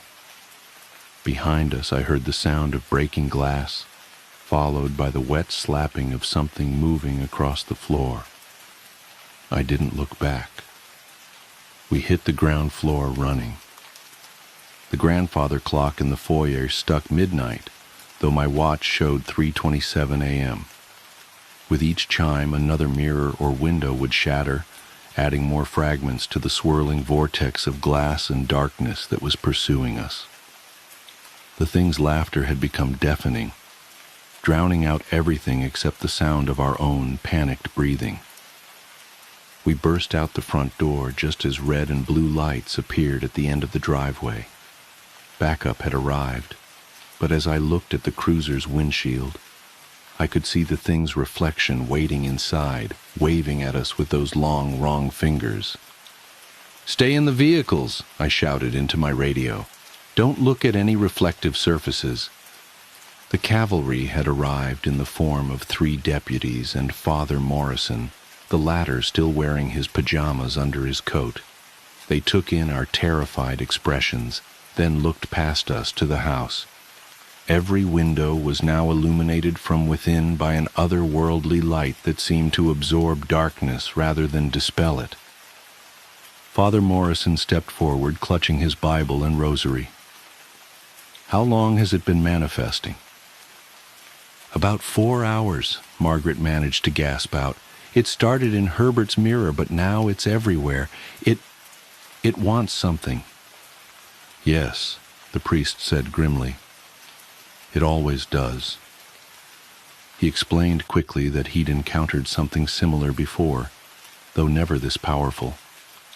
The mirror, it seemed, was a gateway of sorts, not just a reflection of our world, but a window into something else, something that had been watching us through every mirror, every pane of glass, every still pool of water, since the beginning of time. Usually the boundary between our world and theirs was solid, impassable, but certain objects like Herbert's mirror could wear thin spots in that barrier. And if you looked too long into such places, especially during the hours when the boundary was naturally weaker, like midnight, they started looking back. And if they saw you cry, it meant you were vulnerable. A crack in your armor that matched the crack in reality, giving them purchase, a way to begin pushing through. What followed was the longest night of my life. Father Morrison performed an exorcism that shook the foundations of reality itself. Standing on Margaret's front lawn, he began reciting prayers in Latin, his voice growing stronger with each word, despite the otherworldly screams that erupted from every reflective surface around us. The thing didn't go quietly. The windows of our patrol cars shattered simultaneously, raining glass that hung suspended in the air like deadly wind chimes. Each shard contained a different fragment of that terrible face, all of them screaming, laughing, crying blood that flowed upward against gravity. The very air felt wrong, like we were breathing syrup, and colors began to blur and shift in ways that made my head hurt. Margaret collapsed to her knees, covering her ears against the cacophony of voices, some calling her name, some speaking in tongues, others making sounds that human vocal cords couldn't possibly produce. One voice, deeper than the others, sounded disturbingly like her late husband Herbert. "Don't listen," I shouted, though my voice seemed to be swallowed by the chaos around us. "It's trying to trick you." The security camera above the front door exploded in a shower of sparks, its screen cracking to reveal dozens of tiny versions of the entity, all pressing against the glass from inside the digital display. Every phone in our pockets began to vibrate, screens lighting up with missed calls from numbers that were just strings of zeros. Father Morrison's prayers reached a crescendo, his rosary beads clicking together with supernatural speed. The temperature plummeted so rapidly that frost formed on the grass around our feet, spreading outward in patterns that looked unsettlingly like handprints. The fog that had blanketed the area all night began to coalesce into shapes, tall, spindly figures that lurched and twisted at the edges of our vision.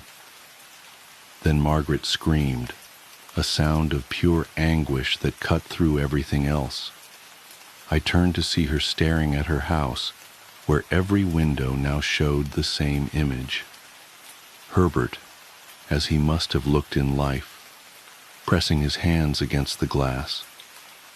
But his face was wrong, stretched into that same impossible smile we'd seen in the mirror.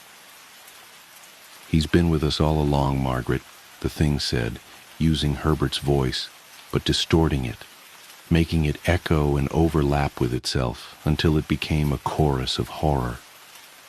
"Looking through every mirror, every window, every photograph, waiting, watching, wanting to bring you over to our side." "That's not Herbert," Father Morrison declared, his voice carrying an authority that seemed to make the very air vibrate. "Your tricks won't work here, deceiver. You have no power over the truth of her love, the reality of her memories." The thing laughed, a sound like breaking glass mixed with radio static, and suddenly every reflective surface in sight filled with images from Margaret's life with Herbert. Their wedding day, family picnics, Christmas mornings, but all twisted, wrong. In each image, Herbert's face was slightly too wide, his smile too sharp, his eyes reflecting light like a cat's. "Are you sure?" the entity taunted. "Are you sure you remember things as they really were, Margaret? Look closely. We've been here all along, in every reflection, in every captured moment. Reality is so fluid, after all, so easy to reshape, to rewrite, to reimagine." I could see Margaret's resolve weakening, confusion and horror warring on her face as she stared at the corrupted images of her life. The thing was trying to make her doubt everything, to break down her understanding of reality itself. And it was working. That's when I had an idea. "The surveillance footage," I said suddenly, grabbing Margaret's shoulders. "The security camera caught everything that happened tonight before it was corrupted. Real footage, digital recordings that show the truth.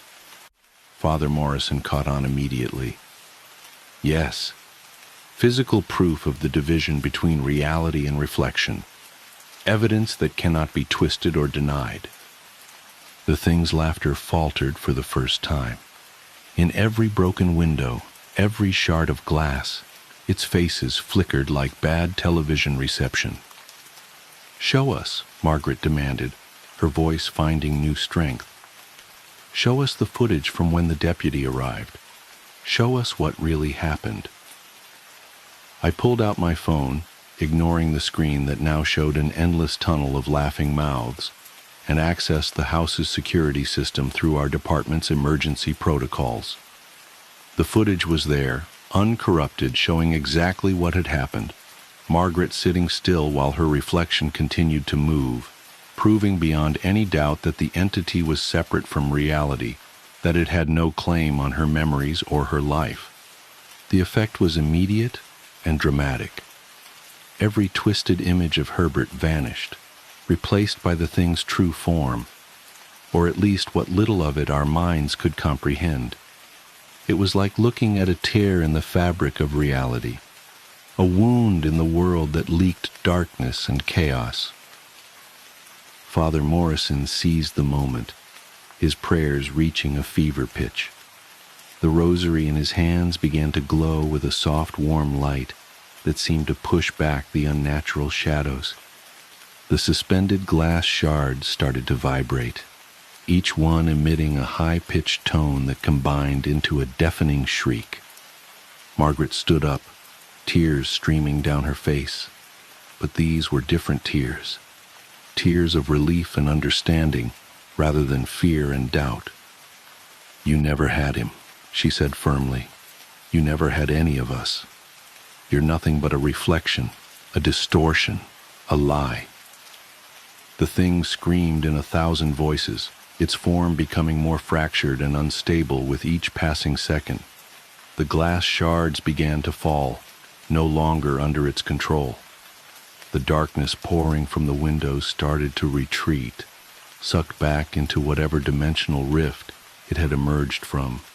In the vanity mirror upstairs, the origin point of this nightmare, there was a sound like a vacuum seal being broken. A final, massive surge of dark energy erupted from the house, and then silence.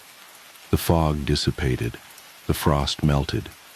The broken glass lay inert on the ground, reflecting nothing but the normal, natural world. Father Morrison collapsed to his knees, exhausted but triumphant.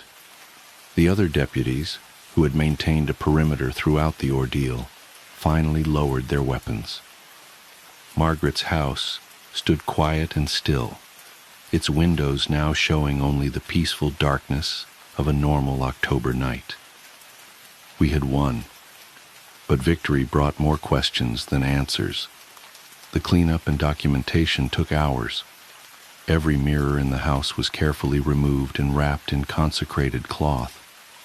The security footage was downloaded and secured as evidence, though I doubt it will ever see the light of day in any official capacity. Margaret agreed to stay with her daughter while a team of specialists from the diocese examined her home. Father Morrison explained that the entity would be weakened for a long time, unable to manifest so powerfully again in this area. But he warned us to be careful around mirrors, especially in those dark hours between midnight and dawn. "They're always watching," he said. "Usually they can't do more than watch, but sometimes, in the right conditions, with the right gateway." He didn't need to finish the thought. I submitted my official report the next morning, carefully worded to emphasize the mental health aspects of the call while omitting the more inexplicable elements. But Susan, my dispatcher, knew. She'd heard everything over the radio, including the sounds that no human throat could make. Margaret sold the house a month later, after the church had thoroughly cleansed it. She moved to Arizona to be closer to her family, somewhere bright and dry and modern, with few shadows for things to hide in. She emails me sometimes, keeping me updated on her life. She's doing well, all things considered, though she mentions that she's replaced all the mirrors in her new home with brushed steel. I've changed too. I keep my mirror time to a minimum these days. No more long glances while shaving or fixing my uniform. I've angled my rearview mirrors slightly off-center, just enough to see the traffic behind me, but never catching my own reflection. And I've started taking my coffee breaks somewhere other than Old Mill Road. The fog there seems darker now somehow, more purposeful. But the hardest part is knowing what I know now. That there's something else out there, watching us through every reflection, waiting for a chance to break through. That reality itself is thinner and more fragile than we imagine. That the boundary between our world and whatever lies beyond the mirrors is not as solid as we'd like to believe. Sometimes late at night when I'm on patrol, I'll catch a glimpse of movement in my periphery, a shadow that doesn't quite match its source, a reflection that lingers just a fraction of a second too long. And I wonder if that thing we encountered is still out there, searching for another way in, another mirror to corrupt, another soul to torment. Or worse, I wonder if it ever truly left at all. Because here's the thing about the security footage that still haunts me. The detail I left out of my official report. When we reviewed the tapes the next day, going frame by frame through the night's events, we found something disturbing in the final moments of the exorcism. Just before the camera exploded, in a single frame lasting only 1/30th of a second, every person present, Margaret, Father Morrison, my fellow deputies, and myself, cast reflections that didn't match our positions. And every single one of them was smiling that terrible, impossible smile. I keep a copy of that frame buried deep in a secured file. Sometimes, on nights when I'm feeling particularly brave or particularly foolish, I'll take it out and study it. The image quality isn't great. Security cameras rarely are. But it's clear enough to see that our reflections are all slightly wrong, slightly distorted, slightly other. And I swear, though I know it's impossible, the smiles in that image get just a little bit wider every time I look at them. So take my advice. Be careful around mirrors, especially after midnight. Don't look too long or too hard at your reflection. And if you ever notice it moving just a fraction of a second slower than you do, or smile just a little differently than you are, run. Because by the time you see them watching, it's usually too late. My girlfriend talks in her sleep.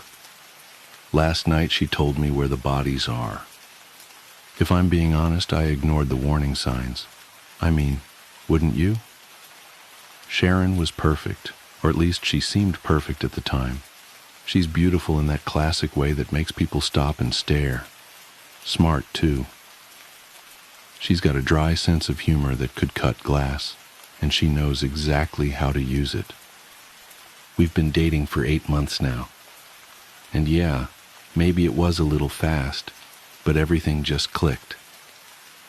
From our first date, I knew I wanted her in my life. She felt like the total package, someone I could actually see myself building a future with. Looking back, there were little things I should have paid more attention to. It started on our 4th date. We were sitting on her couch drinking wine when she brought it up. "I should probably warn you about something," she said, swirling her glass. I raised an eyebrow, already half in love with her. "Oh, what's that?" "I'm not the easiest person to sleep next to," she said. I laughed, thinking she was making a joke. "Don't worry. I've shared a bed with snorers before. I think I can handle it."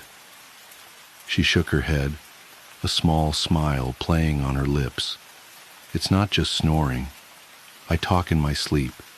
Sometimes I move around or, well, I've even been known to slap people by accident. Slap people, huh? Sounds like an occupational hazard, I teased. She gave me this look, half serious, half amused. I'm just saying, it's happened before. If you decide to stick around, you've been warned. At the time, I didn't think much of it. It sounded harmless, even kind of cute. But looking back, yeah, I should have taken her more seriously. The first time I stayed over at her place, I was anticipating a slap in my sleep just so I could poke fun at her about it the next morning. But for the most part, that first night was uneventful. She tossed and turned a little, muttering what sounded like random gibberish. Not the red one, and don't let it fall. I barely noticed. Over the next few weeks, her quirks started to come out more. One night I woke up to her hand smacking me squarely in the chest. "What the hell?" I mumbled, groggy and confused. Sharon was still asleep, her arm falling limp against the bed. The next morning, I brought it up over breakfast. "So, you hit me last night." She almost choked on her coffee, her eyes wide with mock horror. "I did?" "Yup, full-on smack. Guess you were dreaming about fighting someone." She grinned, shaking her head. "Maybe I was dreaming about Aaron." Aaron was her ex-husband. She didn't talk about him much, but from what I gathered, their divorce had been messy. The way she said his name, half joking, half bitter, made me wonder if there was more to the story. Still, I laughed it off. At the time, it didn't seem like a big deal. The warnings kept coming, however, in subtle ways I didn't recognize for what they were. A few weeks into staying over, Sharon brought it up again one night as we got into bed. "I wasn't kidding about the sleep stuff, you know," she said. "I know," I replied, pulling the covers over us. "Honestly, it's not that bad. It's sort of adorable." Her smile faltered for just a second. "Just don't freak out if I say something weird, okay?"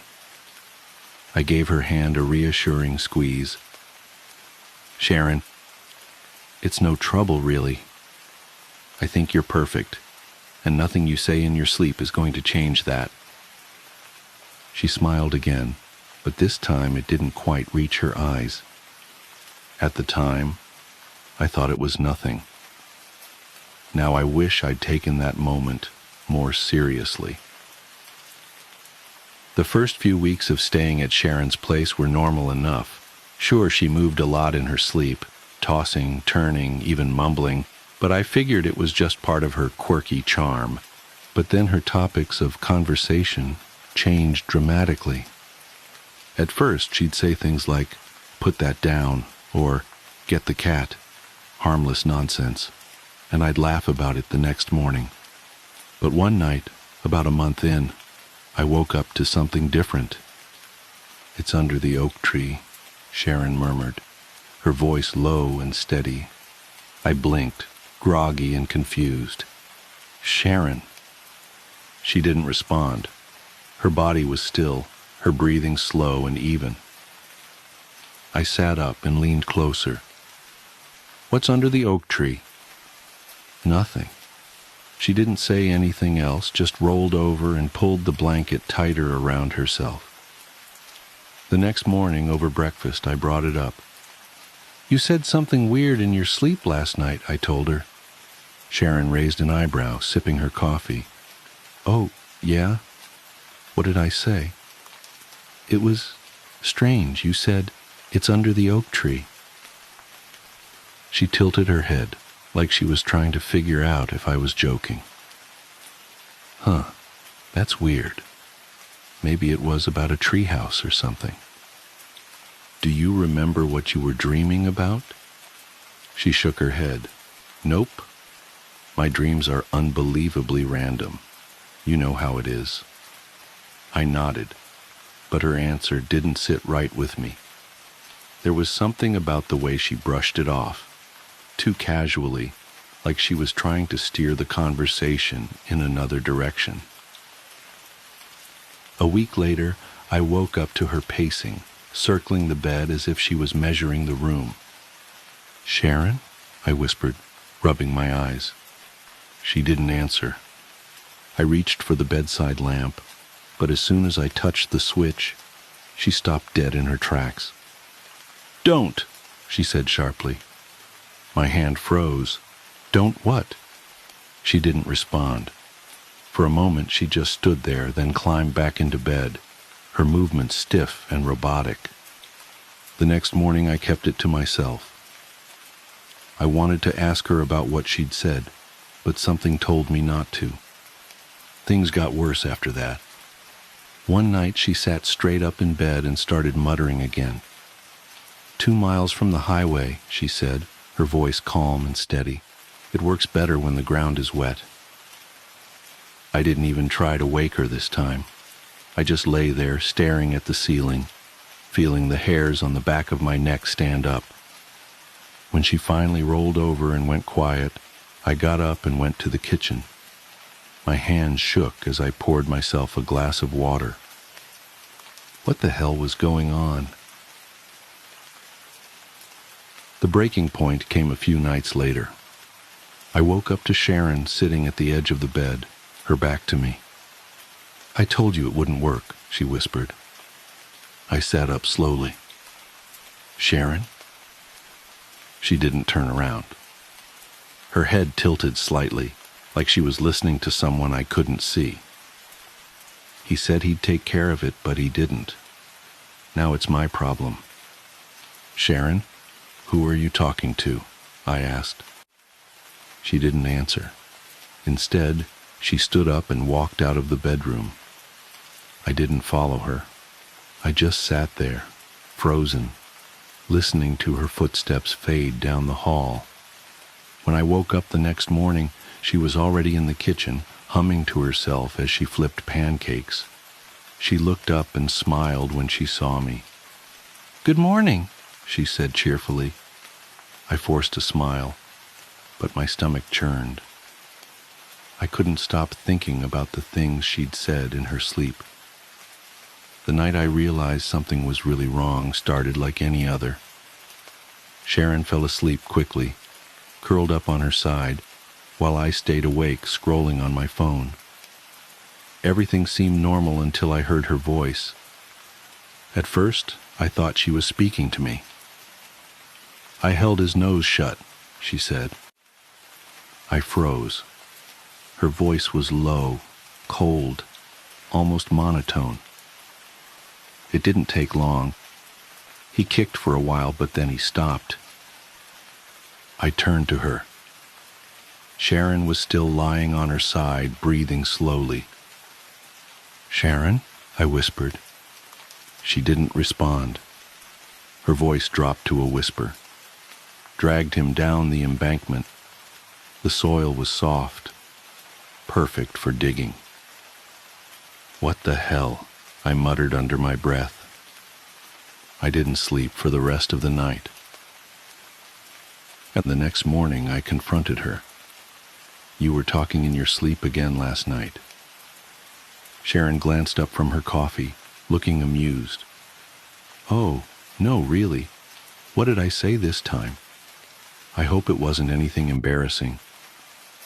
I hesitated. You said something about suffocating someone and digging a grave." She frowned. "That's weird. Maybe a nightmare about one of those crime shows I watch. You know how much Netflix I binge." She laughed, but it didn't feel genuine. "You don't remember what you were dreaming about?" I pressed. Sharon shook her head. "No, sorry. Honestly, Chris, I never remember any of my dreams." I nodded, but I suspected she wasn't telling me everything. A few nights later, I woke up to her voice again. "Max," she said. Her tone was calm, detached. I sat up in bed, my skin crawling. "He's behind the old barn," she continued. "The one with the blue door." The name was familiar. A young man named Max had gone missing years ago while on a camping trip. His case was still unsolved.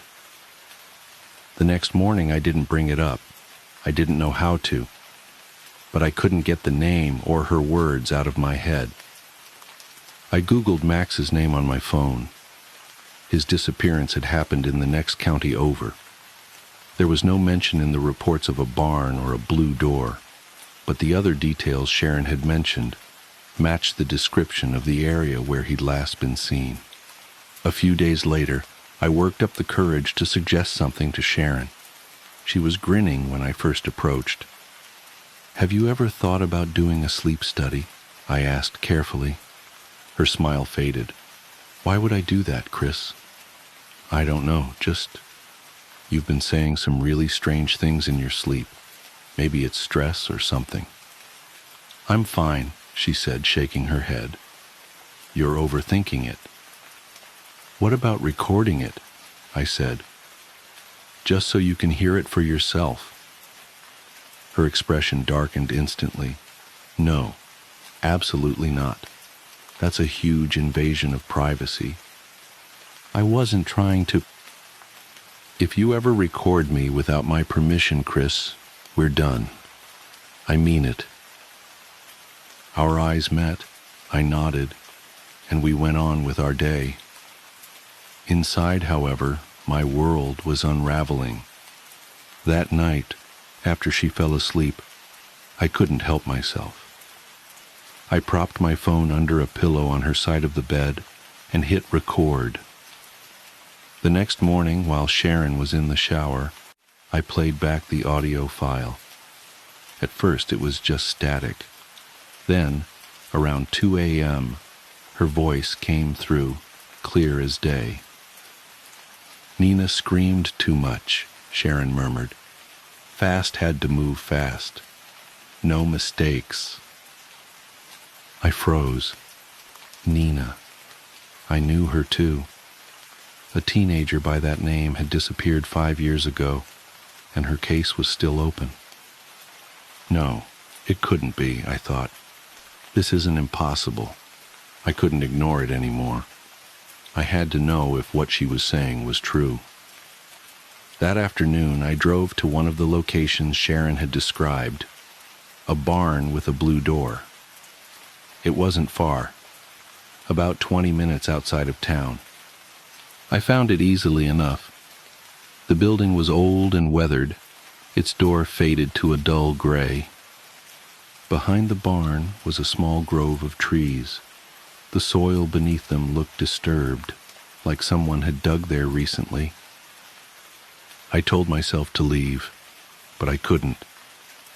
I grabbed a nearby stick and started scraping at the dirt. I didn't have to dig for long. The smell, pungent and unmistakable, hit me first. Then I saw it, a torn, dirt-streaked patch of fabric clinging to what I could only describe as remains. I stumbled back. My head swam as I struggled to process what I was looking at. Sharon hadn't been dreaming. I couldn't stop myself. Every night after Sharon fell asleep, I set up my phone to record. And every morning, while she showered or made coffee, I reviewed what she'd said. It was always the same. She kept crying, so I had to do it fast. It wasn't clean, she'd said. She's in the quarry now.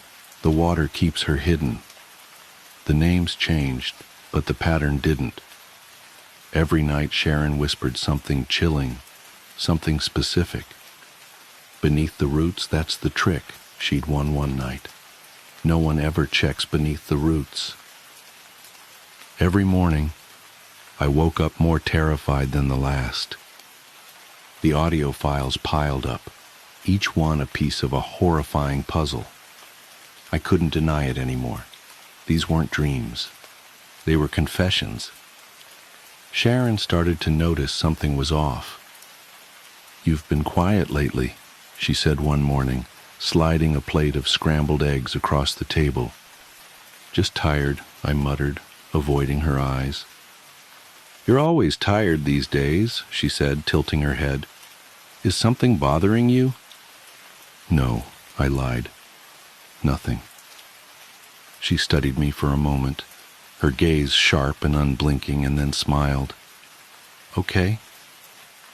After that, I felt she watched me more closely, just waiting for me to slip up. One night she caught me. I thought she was asleep. I was sitting on the couch, headphones plugged into my phone, listening to the latest recording. I told him I'd take care of it, Sharon whispered in the recording. But he didn't listen.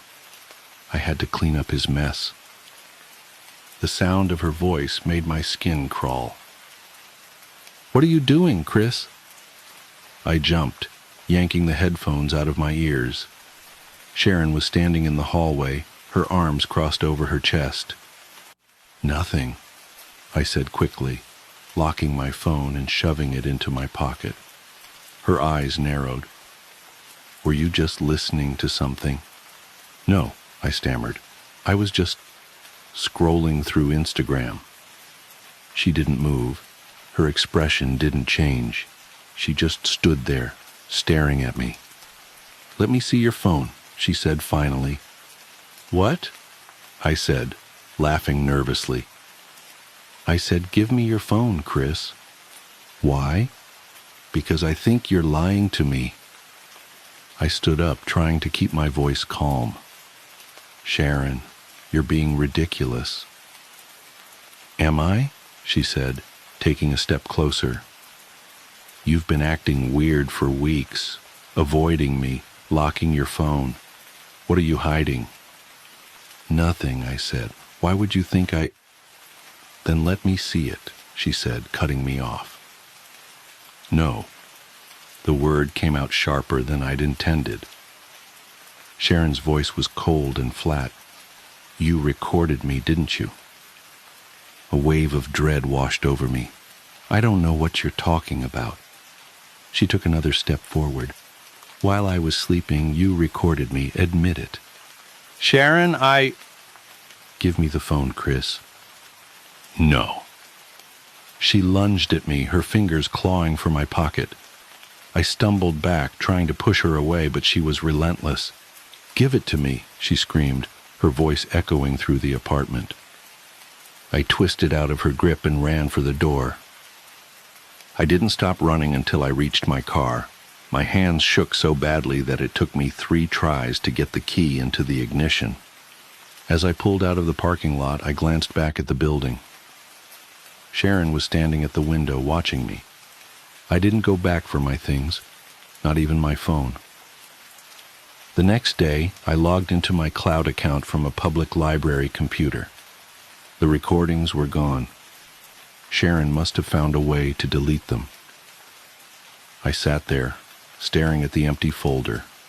All the evidence, every scrap of proof, was gone. I didn't go to the police. I couldn't. What was I supposed to say? That my girlfriend confessed to a dozen murders in her sleep? That I found a body exactly where she said it would be? They'd laugh me out of the station. Or worse, they'd think I was involved. And without the recordings, I had nothing but my word. Instead, I did the only thing I could think of. I ran. I drove straight to the next town over, checked into a cheap motel, and spent the rest of the night staring at the cracked ceiling, trying to figure out what the hell I was going to do. The next morning, I bought a new phone with cash. It was nothing fancy, just a basic model that could make calls and access my cloud account. Not that it mattered. The recordings had vanished. Every file I'd backed up had been erased. She'd found a way to delete them. For weeks, I stayed in the motel, keeping my head down and jumping at every sound outside my door. I just knew Sharon was out there, watching, waiting for the right moment to strike. I avoided social media, too afraid she would use it to track me down, The only thing I kept up with was the news. Every morning I scrolled through local crime reports, praying I wouldn't see her name, or worse, hear that another body had been discovered. At first there was nothing. No missing persons or disappearances, no murders. For a moment, I let myself believe that maybe I'd scared her enough to stop. Then the killings started again. It was small things at first. A man found strangled in his home, a woman's body pulled from a lake. Both in neighboring counties, the circumstances eerily similar to the stories Sharon had whispered in her sleep. I told myself it was just a coincidence. It had to be. But then it got closer. A teenage girl went missing from my hometown. Her bike found abandoned on the side of the road just a mile from where I grew up. A week later, her body was discovered in a shallow grave beneath a grove of trees. I couldn't breathe when I saw the report. The site matched Sharon's description exactly. Beneath the roots, that's the trick. No one ever checks beneath the roots. It was her. It had to be. The breaking point came when the news reported another victim. My cousin, Riley. Riley and I weren't close, not anymore, but we'd grown up together. She was the kind of person who lit up every room she walked into, always smiling and laughing. When I saw her name on the news feed, I felt like the floor had been ripped out from under me. The reporter said she'd been found near the same grove where the teenager's body had been discovered. They didn't give any details, but I already knew what they weren't saying. I knew it was Sharon. For days I couldn't eat or sleep.